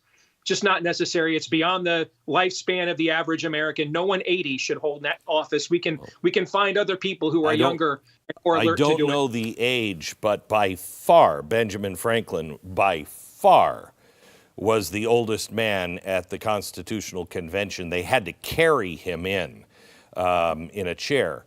I mean, you want to talk about old age. I think it's all about mental acuity. Now, I think DeSantis had a great stance, and that is, look, it's just time for the next generation. Because I am with you on the next generation. They're the ones that are going to have to solve this. It is time that we go with the next generation. Too many things have changed from those who were young in the 50s and 60s. It's a different world. Let's give the people in their 40s and 50s a chance, 30s, 40s, and 50s, a chance to take the country in a new direction for a new time. I just don't know why he didn't say age is not the problem. It's not the problem. Mental acuity is. Today, Donald Trump is fit for office. I don't know what it'll be in 4 years, but it's one term only with Donald Trump, and I think it's time for the next generation to take it. Nancy Pelosi's generation has got to let go. I think that's a perfectly fine answer. Agree or disagree? He basically said most of that, right? I mean, he did. I thought everything he said was fine. It was a weird moment only from the perspective of Christie successfully arrested the stage there, control of the stage, and kept specifically asking him to answer it. And I think, Steve might, I don't know what the answer, I don't know what Ron's answer is. I mean, it might be that, he slipped too much, and I'm worried about what the next 5 years are going to look like. That's a totally legitimate thing to say about a 77-year-old. Yes. We all get there. We're all going to be there, hopefully, if we're lucky enough to make it that long. But he never really just specifically answered it. If his answer was yes, or yes, he's fit, fine. If his answer is no, he's not fit, that's not a terrible position. At some point, he's got to be able to say those things if that's what he believes. It was just a tough moment. I mean, it was a moment where they tried to corner him into saying yes or no, and he wouldn't go down that road. That was Chris Christie, and let me go to you, Sarah, on Chris Christie on the trust parents genital mutilation. He could not be farther out of touch with the average Republican voter. I mean, you are telling me that I am supposed to sit here and listen to you say that as a parent, I have the right to abuse my child in such a way that I can completely eliminate their genitals, that I can make it so that they are sterile for the rest of their lives, and you don't think that that is an unreasonable procedure for me to have? The fact that Chris Christie cannot admit that look, it goes to what Vivek was saying. There is a mental health crisis in this country. In with that are a lot of mentally ill mothers who find it reasonable to push their children into believing that they can change genders at any point in time, giving them hormone treatments, cross-sex hormones, or even going so far as to chop off little girls' breasts, which they can never get back. Again, I think it was Vivek who used Chloe Cole. Chloe Cole has been on my show before. DeSantis. I have talked to Chloe Cole, and she is just beside herself that she's like, I don't even know if I can get pregnant. I don't know if I can ever get pregnant. I certainly can't nurse my own baby if I can. And in her case, she gives her parents a lot of grace. But this is absolutely child abuse. And the fact that you can't stand up on that stage, and I'll hit Nikki Haley on that as well, because I saw the interview that she gave. The specific question that she was asked was, if a 12-year-old, should a 12-year-old be allowed to gender transition? And she said, I think it should be up to the parents. So on both of them, shame on you. The only reason that this is not actually technically child abuse yet in the code is because nobody in America could have ever predicted that we would be so sick as a nation that we would allow this. Tell me then, because I'll bet you they don't say this when it comes to religion. Tell me, how do you, if you are there on, genital mutilation, what do you say to those parents that believe in the power of prayer? I believe in the power of prayer, but I also believe in the power of modern medicine. But I'm uncomfortable, saying to a religious person, what do you say, Steve Deace, to somebody who would say genital mutilation is up to the parents? But if the kid has cancer, you can't just pray it away. You've got to do what the doctor says, because we have a lot of things now that the doctors disagree with. If you disagree and you're a parent, and let parents decide, really, because right now, if you disagree that my boy is a girl, the state's going to take my child away. Steve. I think I go back to what actually Governor DeSantis said. You don't have a right to abuse your kid. I mean, in your case with, you're dealing with somebody who belongs to an aberrant religious view like Marian, the Marian Edelman movement. I think it's called Christian Scientists, for example. Right. If that's what we're dealing with here, well, I mean, do we have multiple doctors that have said that this treatment will work? Is just one doctor? I mean, in your case, there's a lot of room. I have to tell you, wait a minute. Yeah, I would argue freedom of religion. I'm sorry, we're a family unit, freedom of religion. Well, if your religion says you can, Glenn, if your religion says I can slap my kid around, I know you don't think that's freedom of religion, right? That's not freedom of religion. Okay. So that's what we get. That's where, the child is made in the image of God too. That's why we don't want them mutilated. All right. Right. And you're not allowed to abuse them. But in the specific circumstance you're talking about, which is extremely rare. I mean, this was a much larger religious sect in the 80s than it is now. It's almost extinct. Christian Scientism is. But in that case, you're dealing with an individual outlier that there can be room for nuance. In this case, we're talking about hundreds of thousands of kids being permanently mutilated, young men who can't have an orgasm again if they try to transition back. So therefore, they cannot get a woman pregnant. What Sarah just articulated in the case of Chloe Cole as well. There's no nuance here. This is the only binary thing in all of the universe as it pertains to human beings. You're either male or female. The first biological fact said about you when you are born, it's a girl, it's a boy. This is an absolute fundamental with no nuance, no exception whatsoever, period. And no matter what you do to this outer shell, your chromosomes do not change. Your soul does not change. So in this instance, there is no place for nuance. And in this era, this is much more widespread than the Christian Scientists exception that you're citing is. So can you take your DeSantis hat off for a minute and go from this topic to Nikki's overall performance? I think this was at times her strongest performance. She was very good, but then somebody would hit her and it was like being blindsided. At least that was... She seemed like she was on her back foot a lot. She was, she was backing up an awful lot. And we'll go there in just a second. We have a lot more to unpack, including a very special segment from BlazeTV host, comedian Dave Landau, who can roast Chris Christie. And I mean that like, dig a pit and anyway, in the Hawaiian sort of way. Also, we're going to take BlazeTV subscribers' questions live after I tell you about our first sponsor, Jace Medical. Jace Medical is a company that I found, how many years ago? 3, 4 years ago? They fulfilled something that I did not know how to solve.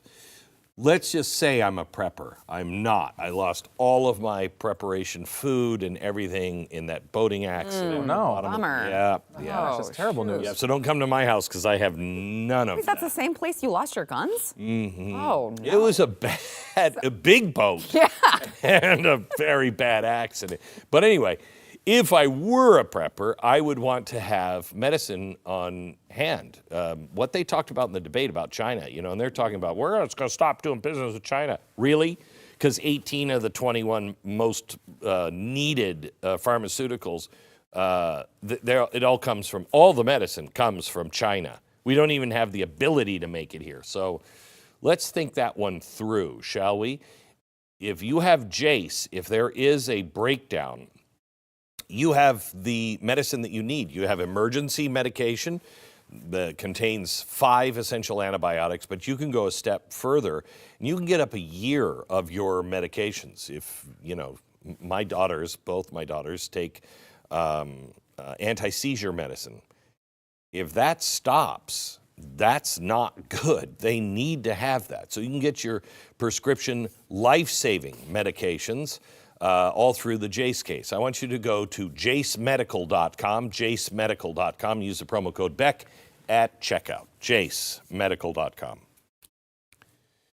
All right, Steve, talk to me about, because I think Nikki Haley had to take Vivek out, and she had to turn her guns to DeSantis. How did she do tonight? I think it was a really rough night for her. I think that Megyn Kelly, similar to what Tucker did at the Leadership Summit, he did it directly, but in this case, Megyn did it indirectly, permitted an environment where the candidates were allowed to be hit from the right, which is rare. The Republican Party does not like its candidates to be hit from the right and will do anything it can possibly do to have them avoid atmospheres where that takes place. It took place tonight. And so when Nikki was allowed to stay on her talking points, she is a talented politician. Yep. When she was allowed to stay on her surface level talking points, she did well. The problem is this environment wasn't, there's 7 people on the stage, 30 seconds, we've got to move on. There was time for back and forth. There was time to hold her accountable and hit her from the right. And once we got beyond those talking points, it got to the point that basically the strong woman needed Chris Christie to say, I really like her and care for her and I've got her back. Needed the man to essentially back her up. She got obliterated as the debate wore on because after her talking points, she is exactly what we don't like about the Republican Party. I had a MAGA guy tweet me a graphic on Twitter tonight with 2 guys with their hands together, and it was 2 arms, and one was a Trump fan and one was a DeSantis fan. And it said, united against Haley. And I think that pretty much sums up the way that the vast majority of the Republican base, other than those who voted for John Kasich in the 2016 primary, that's probably the way they think. Mm-hmm. I think she's the leader of the anti-Trump. She is doing what Chris Christie was hoping to do. But she's not really Well, this is the first time she's hit Trump in any of these debates. Yeah. She did it 3 times, including in her closing statement, by the way. So, yes. Right. Yeah. But I think she was she was trying to be her own person. Now it's time to take on all the rest because she's number 2 in these debates. Number 3, she needs to separate herself. And I think that she's becoming I heard somebody today describe her as the future of the Republican Party. And I thought, that's I don't terrifying. think so. Yes. I would say it's the exact opposite. I think she's like the 2004 Republican Party. She's never met a war she didn't like. She doesn't seem to understand that we don't have unlimited funding when it comes to, she wants to tie every single global conflict to Ukraine inexplicably. So it's just bizarre to me. It seems like, again, on the transgender issue, she just looks weak and doesn't seem to understand what time it is in the Republican Party, in my opinion. Yeah, it's interesting, too, to follow up on something Steve said about the style of the debate. I thought the one debate Nikki Haley did relatively well in was the third debate. And if you remember, that followed the second debate, which was chaotic. Chaos. The third one was the one that I think NBC did, and they kept it really regimented. I mean, no one was talking over each other. It was almost like speech. You give a speech, you give a speech, you give a speech. And that was the one she probably performed best in, and it gave her maybe a little bit of part of her rise. I think she didn't do well in this environment, I didn't think. She did really well when she spoke. Yes. The minute somebody hit her, she fell apart. Yes. Yeah, and I still think there's the two things that I really want to, get off the air and just fact check from that debate was, one, look back and did she actually name the 3 provinces? You said it, I didn't hear it, but I want to know if she ever got to it. It was a fascinating moment. And then also the other conversation we were talking about with Christie, and another example of the expertise of Megyn Kelly, she said she gave that question about about the child mutilation, knowing that he would give a parental rights answer, and then followed up with a parental rights policy question that he would have looked like a total hypocrite. His answer was basically to deny that he had anything to do with it. We didn't have a chance to fact check it live. I don't know. Tomorrow. By tomorrow, we definitely will, and we'll have it on radio for you. But that's going to be a fascinating one to look back at as well, because I can't believe Megyn Kelly got that fact wrong. I can't believe that. I will be shocked if that's the case. I don't think so. So when you go, let's go to the border. Who won on the border? I think DeSantis. I think his answers were strong. I think that they tried to get him maybe on the defensive a little bit when they asked him, well, how are you actually going to put military on the border? How are you actually going to shoot these people? How in the world would you do that? And I thought that his answer was solid. Really? I did. I don't know if you can, stop, put your hands up, stop or we'll shoot. Sure. But that didn't feel like it. It felt like the way it was phrased is like somebody coming over with a backpack, we got to shoot them. Yeah. Well, what I'm saying is, I think that really what you're talking about is someone who can speak to the Republican Party and the Republican voter. I don't think that Ron DeSantis is a showman, and so I think what he needs to make up for that is speaking to the base and saying what they want to hear. And I think that what they want to hear is someone who will finally be strong on the border and do something about it. We're seeing every day, we're seeing more and more, not just El Salvadorians or Hondurans or Mexicans. We're seeing Chinese nationals and Russians and Middle Easterners pour into our border every single day. And so I think the more that you can tap into Americans' frustration on, guys, we need to do something about this. Now, I will also say I don't like her, but I thought Nikki Haley also had a very strong answer, because I think that I think every candidate should be talking about mass deportations every single time they talk about the border, because it is not fixed. Even if you say we close the border tomorrow, this problem is not fixed without mass deportation. Which one of them said to deputize? Was that Vivek? I can't remember. I don't remember. He did hit a specific U.S. code. U.S. code, and I think it was the Highway Act. Yes. No, I think it was to deputize locals, police and sheriff.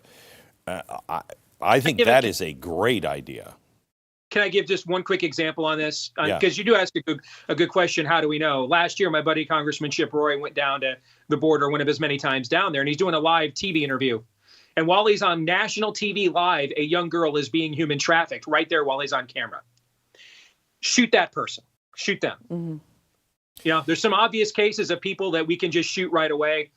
One less human trafficker in the world, that would be one of them. Yeah, well. And there's too many. Yeah, and I think too, if I'm going to be critical at all of the moderation of this debate, I felt there was a couple of times the moderators went after points that were like illustrative of a general concept. Like I think what DeSantis is saying, I think generally, is he's going to be very tough on the border, and he's not going to put up with cartel members walking across it. Correct. He's going to know who the cartel members are. As soon as they cross, they'll apprehended I don't think he's going to necessarily have an automatic machine gun on the border that just shoots them, but he's going to be really tough on it. The same thing I thought happened with Vivek when they were trying to be critical of him on his Second Amendment stance with Taiwan. I don't think he's actually saying, the Second Amendment applies to Taiwan. We're going to deliver. I got news for you. We're going to deliver a bunch of weapons. That's not a decision he has anything to do with. Correct. His point was, if they had a Second Amendment, they wouldn't have to worry about these things as much.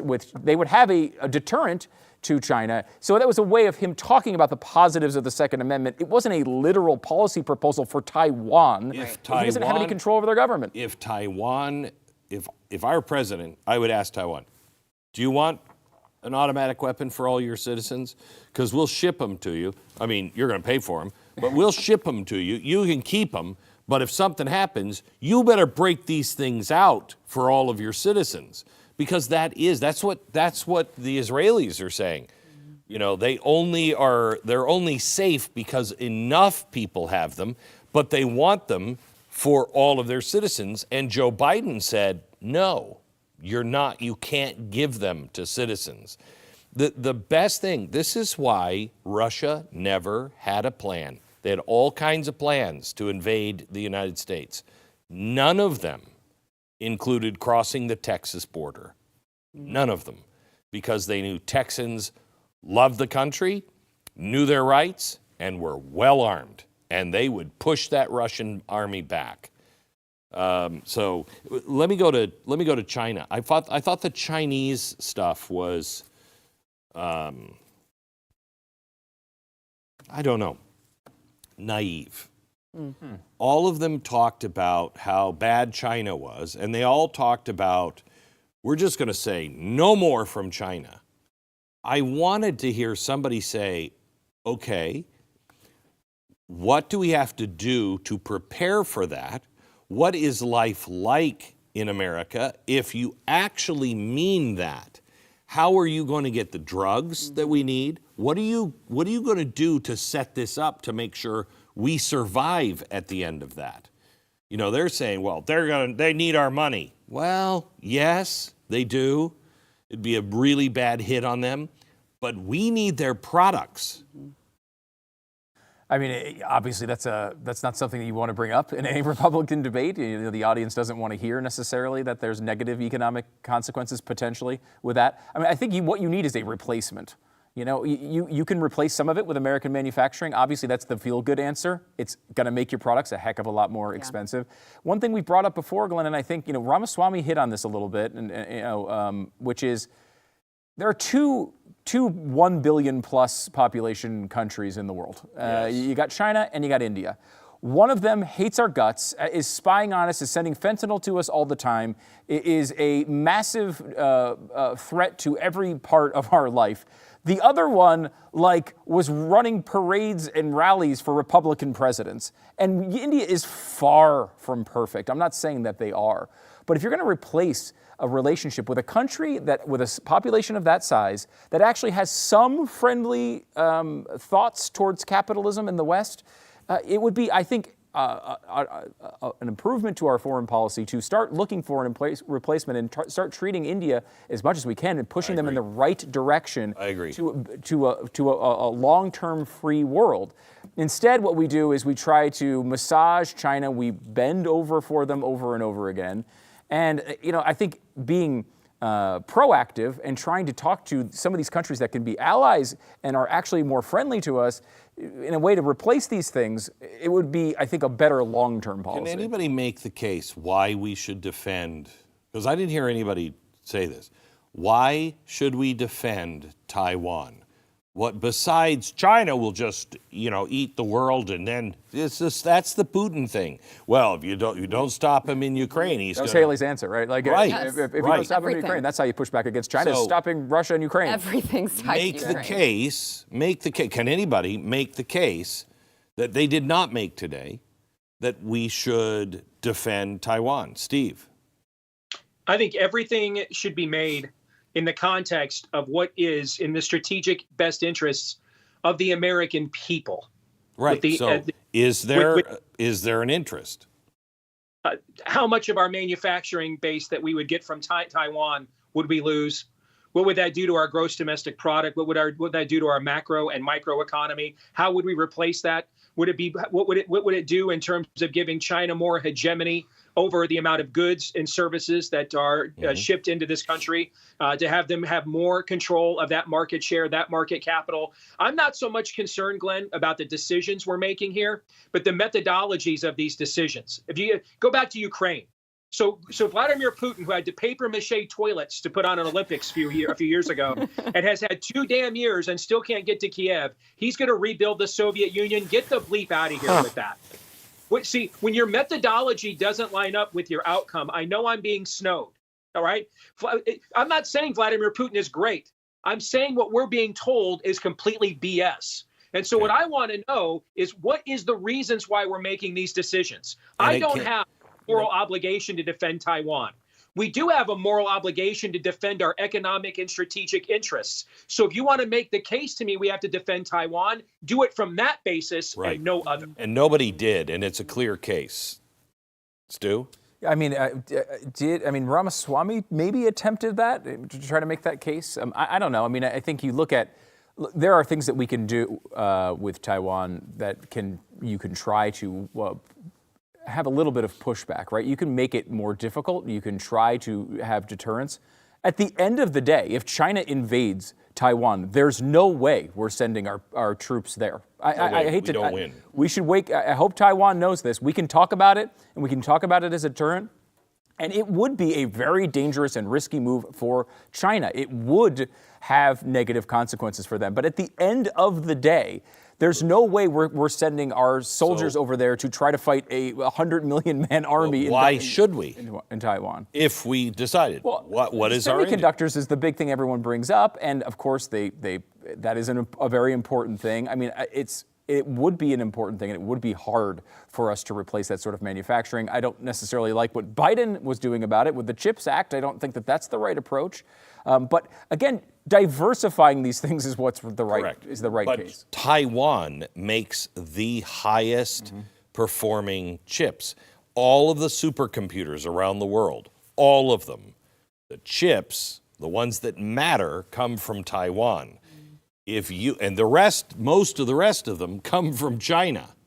So if you lose access to China and Taiwan, and you don't build those factories overnight, what I'm trying to get to is, people need to understand the consequence. They're only talking about, we're going to be tough. No, right. You need to understand the consequences so you can have a longer-term plan than we're going to send the military over. Right. The idea is, how do we reshape what we do and bring our manufacturing as close to home or with the stable people?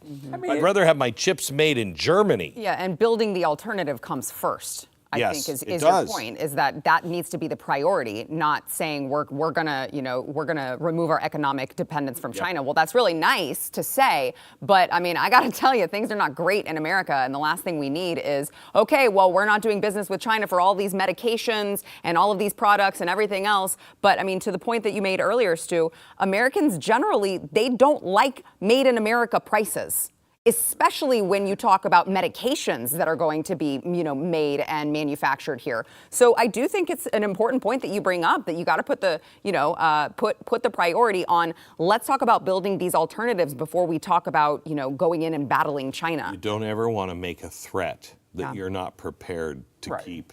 And I'm sorry, but we're not prepared to keep any of those promises. I mean, again, this is not a think tank white paper we're getting from these people. This is a debate. These are 1.5 minute answers. There's a lot more nuance to these questions, and they're going to highlight what they want. I will say one thing that we could do, though, is, I mean, we do have someone like Elon Musk, for example, who seems to be able to do basically anything.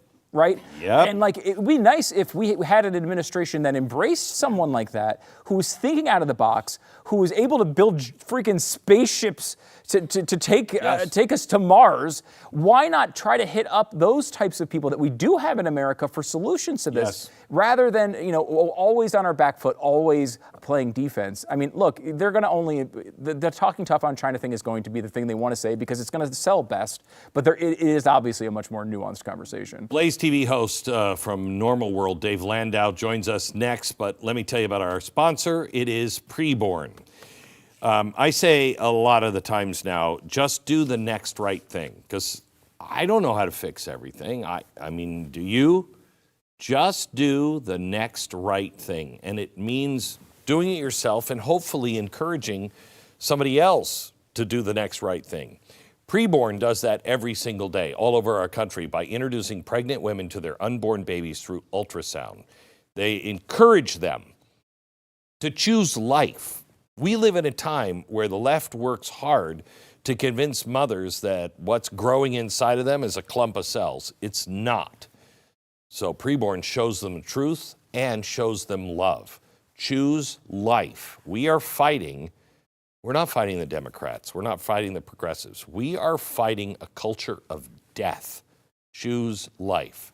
Please be a part of this ministry and help save lives. And also the women who are there and they don't feel like they have a choice. Your donation of $28 will help a woman make the choice that she won't regret for the rest of her life. Gives her the ultimate blessing of life. $28 is what they're asking for. Could you do that? Pound 250, say the keyword baby. That's pound 250, keyword baby. Or you can donate online at preborn.com/Glenn. All right, do we have Dave? Hey, how are you, sir? Hey, Dave, how are you? Good. Good. What'd you think of the debate today? I thought it was lovely.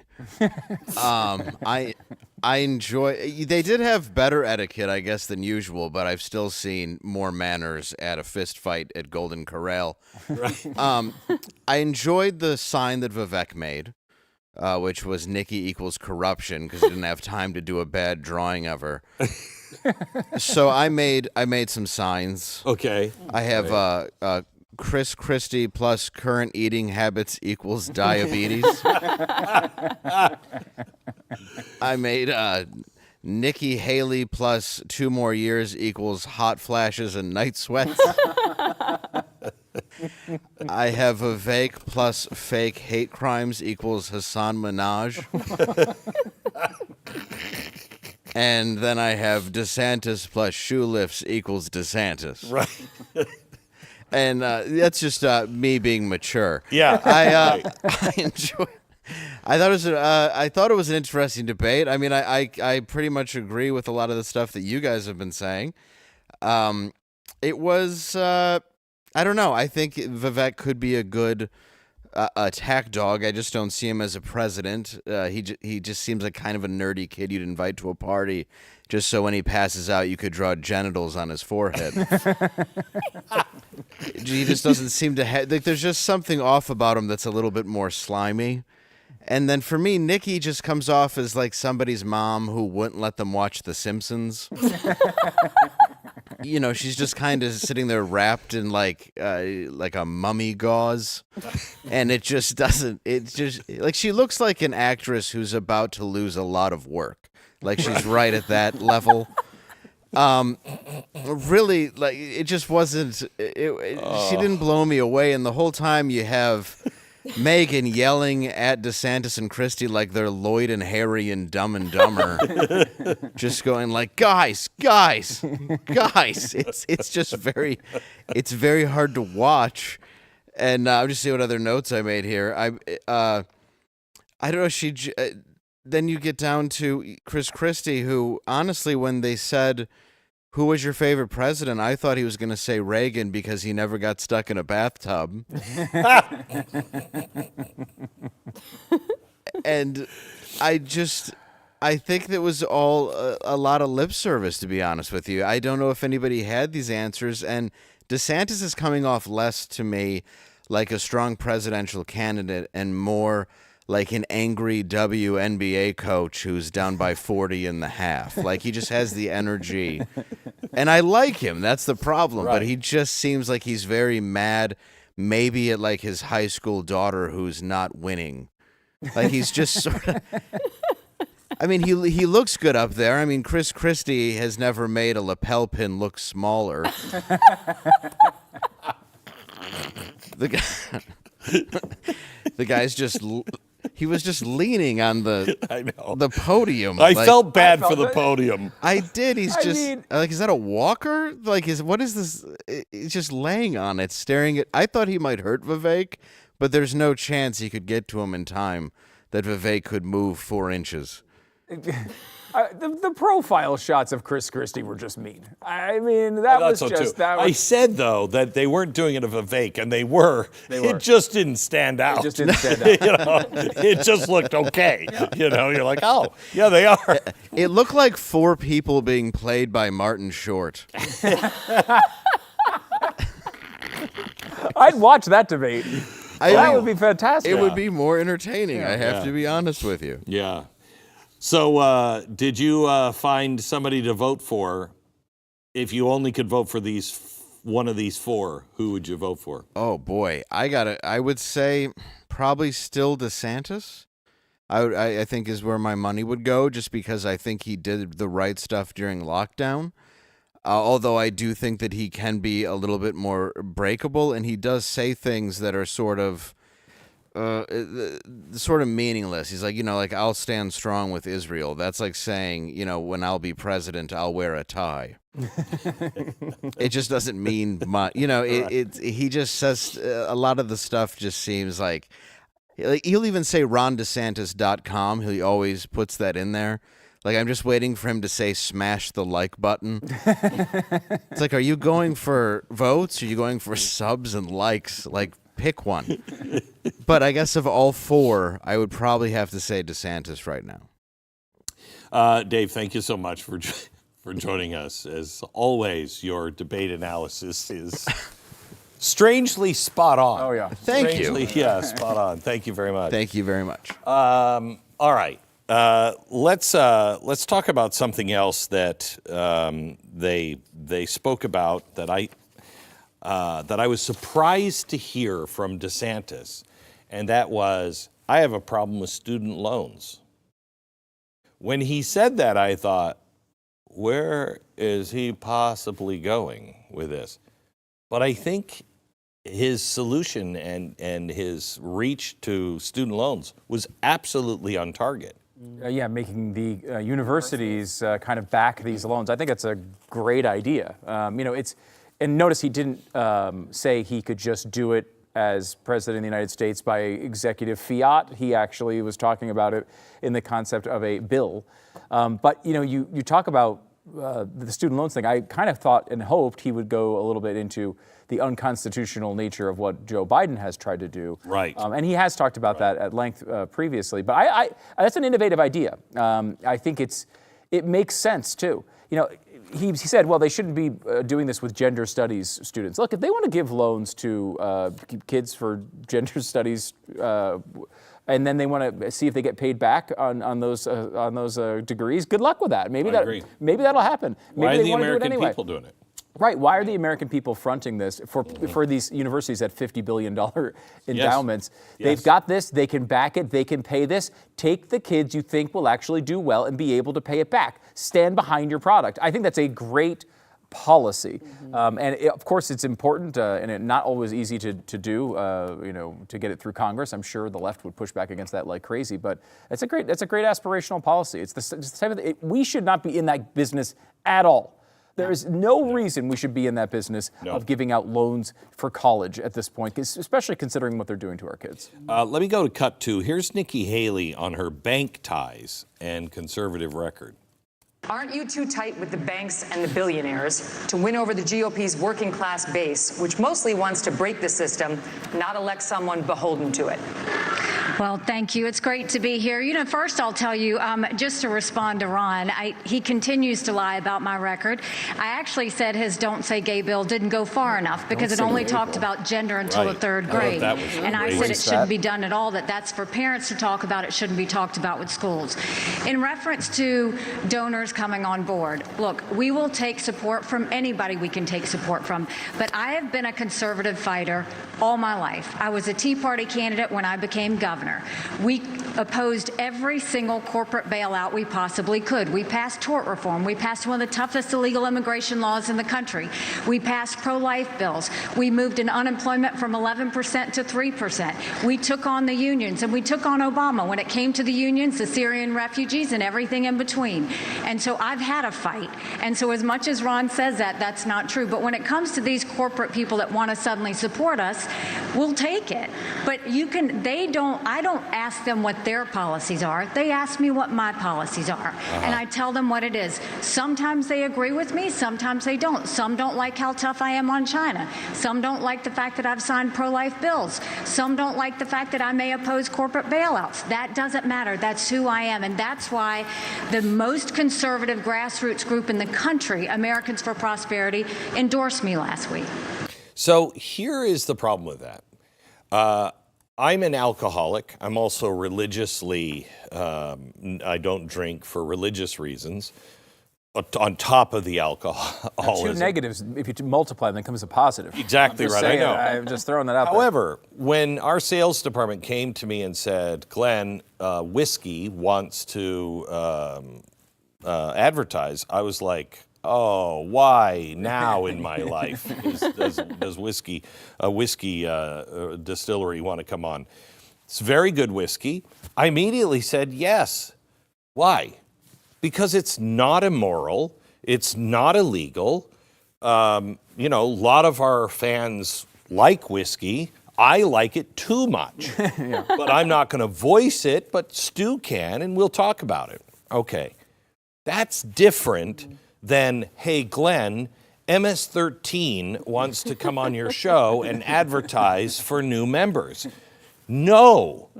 And quite honestly, BlackRock, they are as dangerous to our nation and our Constitution and capitalism. They are far more dangerous to that than MS-13 is.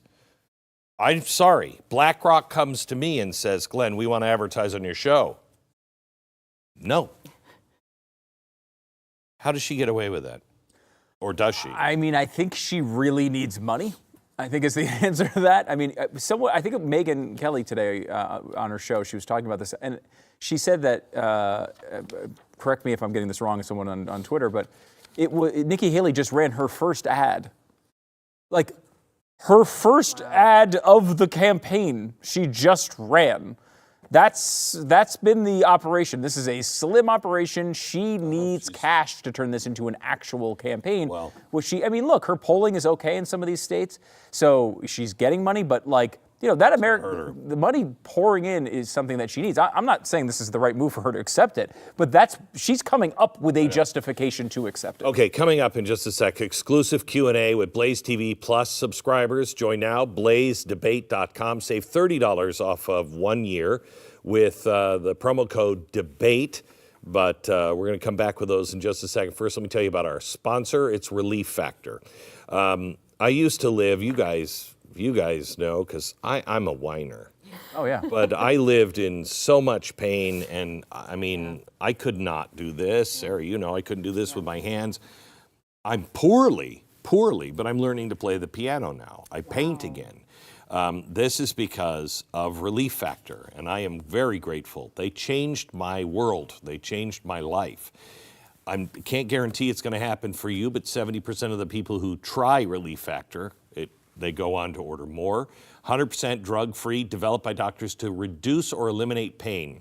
So please, just try it. Go to relieffactor.com, see how they can help you. Relieffactor.com, 1-800-4-RELIEF.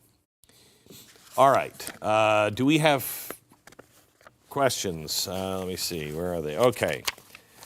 So Matt Peters writes in, why isn't Blaze TV doing a debate? I'll tell you why, at least for my opinion on why. We'd love to do a debate. Two reasons we don't. RNC, and in a roundabout way, RNC. The Republican News Nation debate, it's my understanding that cost them not to produce $4 million donation to the RNC to be able to get the debate. I, for one, don't want to pay $4 million for a debate. True? I didn't know they had to pay. That's what I was told before the show. Wow.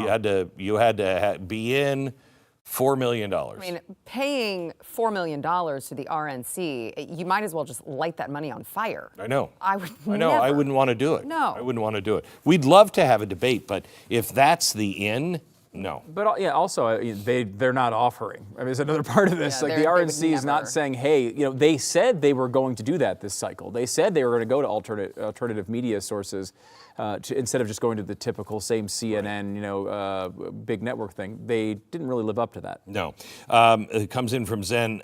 Did anyone else notice Haley just admitted she wanted a proxy war with Iran? I didn't catch that. Anybody else catch that?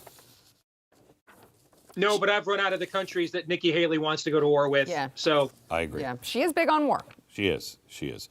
What would you call what's happening at our border? Would you call it war? Yes. I mean, it's an invasion is usually what they talk about, right? It's an invasion. It's a war. Yes. Steve, yeah, me too. I think it is war. I think it is just war fought in a different way. That's why. What? That's why I'm okay with when you see the human trafficker, shoot them. I'm okay with that.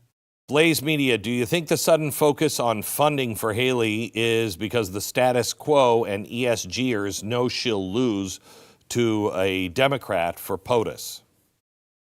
I don't know. No. I don't know that she. I mean, I don't know that she's an incredibly weak general election candidate. I don't know that she relates at all to Republican primary voters. I don't think that she's going to win the primary. I think she has a very difficult path to win the primary. But I mean, look, polling is polling. She does pretty well in the general election polls. I don't think that makes all that much difference right now. But I don't know. She might be an okay general election candidate against someone like Joe Biden. I don't think she would do all that poorly if she was the nominee. That's just a separate question. I think she could win get the against Biden. I think DeSantis could win against Biden. Yeah. I think Trump is the scariest one because of what the media is going to do to him. He's going to have the toughest time. I just want to say, I'm completely convinced that hedge funds with globalist fever dreams are giving money to Nikki Haley, and they want nothing in return. I'm sure of it. Sure of it. I just did we're working on a documentary on Colonial Ridge, Colony Ridge, the big development size of Miami and Houston. That's 90,000 people now, and it's all illegals. And I said to the guy who's running it, so you gave Governor Abbott $1.4 million. What'd you get out of that? And he was like, oh, nothing. We just think he's a good politician. Sure you do. Okay, how about this one? What do you think Trump versus DeSantis as a matchup? Haley versus Trump. I think Trump is going to win the nomination. All the polls show that. Unless something dramatic happens, I think he's going to win the nomination. I mean, I'd love to hear Steve on this, just because, I mean, you go back in Iowa history, at this point in Iowa, though, we have seen major turns in elections. Yes, we have. I mean, my memory of Huckabee and Santorum was that they were almost nowhere at this point in the election. Steve, can you fill out in those details? Howard Dean. Oh, Howard Dean was way up. Yeah, Ted Cruz was polling at 10% at this point in 2016. In 2008, at this point, there was a national poll had Hillary up by 30 points over Obama. She finished third in Iowa less than 2 months later. I think that there's a lot of uncertainty in this race. We don't want to talk about it, and for obvious reasons. But the only true thing that Chris Christie said on that stage all night long is what he said at the end. And if you saw what happened with the appeal that Trump lost on Friday, it is very unlikely he is going to win at the D.C. Circuit Court of Appeals.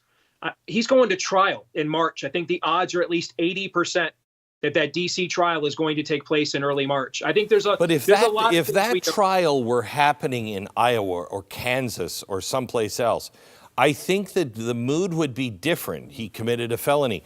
Everybody on the right sees these as absolute setups. So it makes people more likely to support him because they're looking at him and saying, you're persecuted. This is wrong. Glenn, but you're looking at it politically. I'm looking at it legally. The legal system is going to do its thing and doesn't give a flying flip what our audience thinks or what GOP primary voters think. The D.C. jury, that trial is going to happen. Doesn't care what we think.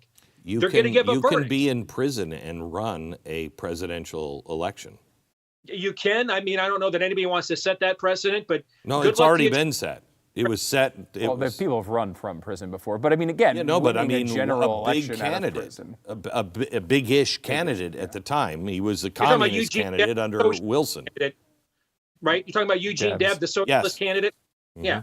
Yeah. I mean, he was that's a fringe party. That's not one of the two major party candidates who's already been president. That's my point. The fact that we're even having these conversations, there is a lot of game to be played. A lot. I mean, the game in Iowa really just began a month ago with the governor's endorsement. If I had to bet right now, do I think Trump will win? Yeah, but we're not voting right now. Right. And I think that there is still a lot of game left to be played. I agree. Chad wrote in, will the fourth branch allow anyone who is a threat to them become president? That remains to be determined, because there's a lot that has not been done and cleaned out in order to trust that there are not going to be nefarious acts going on. I mean, even if you don't want to talk about the election systems, that's fine. But I think fourth branch, that's media. Oh yes, yeah. That's look, the mainstream media is going to mainstream media, right? But I mean, here's the thing. Less and less people are watching places like even Fox News. The overall consensus of the Fox News debate was that it was just a total crap show. More and more people are turning to alternative media like here at BlazeTV, where we tell people the truth about things and let them make their own decisions, because we believe that they're smart enough to do that. So I do think that, with things emerging like social media, like X, which Elon Musk now owns and runs and tries to make it more of a platform where we can show the whole truth, not just the snippet that mainstream media wants to show you. I do think, for all of its faults, it is a positive in this conversation and in this debate. Except, as we're seeing now, and this is another reason why we ask you to join us at BlazeTV, as we're seeing now, my Facebook page is down 90% in traffic. Mm-hmm. That just doesn't happen. 90%. I had Instagram ban one of my posts because I talked about Hamas, and I just reported the news. Mm-hmm. Today I find out that you have to verify your age to watch any of my videos on YouTube about Hamas. I mean, this is the beginning of shutting people like us down. Mm-hmm. And that's just to go ahead. Add to that, all the polls we keep citing, who's producing those? Yes. Yeah. The very media entities we're talking about, guys. Okay, so I think let's just do this really novel thing. I know it's crazy. Let's see when people vote. Let's see what happens when they vote, and let's just react to the game itself. Why don't we just do that? That's my proposal. That's what Chad writes in, and I think you're the best to answer this. Can we trust any of the polls? Wouldn't some of them be honest, and how could we know, Stu? I mean, look, people love to bash the polls. There's a lot of reasons to bash the polls, but my belief has always been that polls don't tell you specifics, they tell you generalities. The reason why Tim Scott is not in this race anymore is because all these guys actually believe these polls are accurate at some level. I mean, right now, I think it's probably fair to assume that Donald Trump is leading the race. Today. If you want to say, well, Ron DeSantis is at 23% and Nikki Haley's at 18%, could that be a 10-point race or a tie? Sure, all that is in play. I think it tells us some things. It can be informative, but Steve is totally right. No votes have been cast in this election. There's no reason these decisions need to be made right now. Let people go out there in Iowa and make decisions. If they decide they want Donald Trump by 50 points, then that's what he's going to probably wind up being the nominee. Let Nikki Haley, and Chris Christie probably make their run in New Hampshire. Let's see what happens. All this is the game gets played on the field. The game doesn't get played by the line in Vegas. It doesn't get played anywhere else. You got to play the game on the field to see what the results are. Which leads me to the last observation that I liked hearing from Ron DeSantis, and that was, if it's ballot harvesting in one state, we're ballot harvesting. We are playing the game that is legal to play in each state, and we're going to play it hard. I'd like to hear that from the RNC. I don't really hear that from the RNC. You know, if Zuckerbucks are happening in a state, we're going Zuckerbucks. I think that is critical because the game is rigged. We know the game is rigged.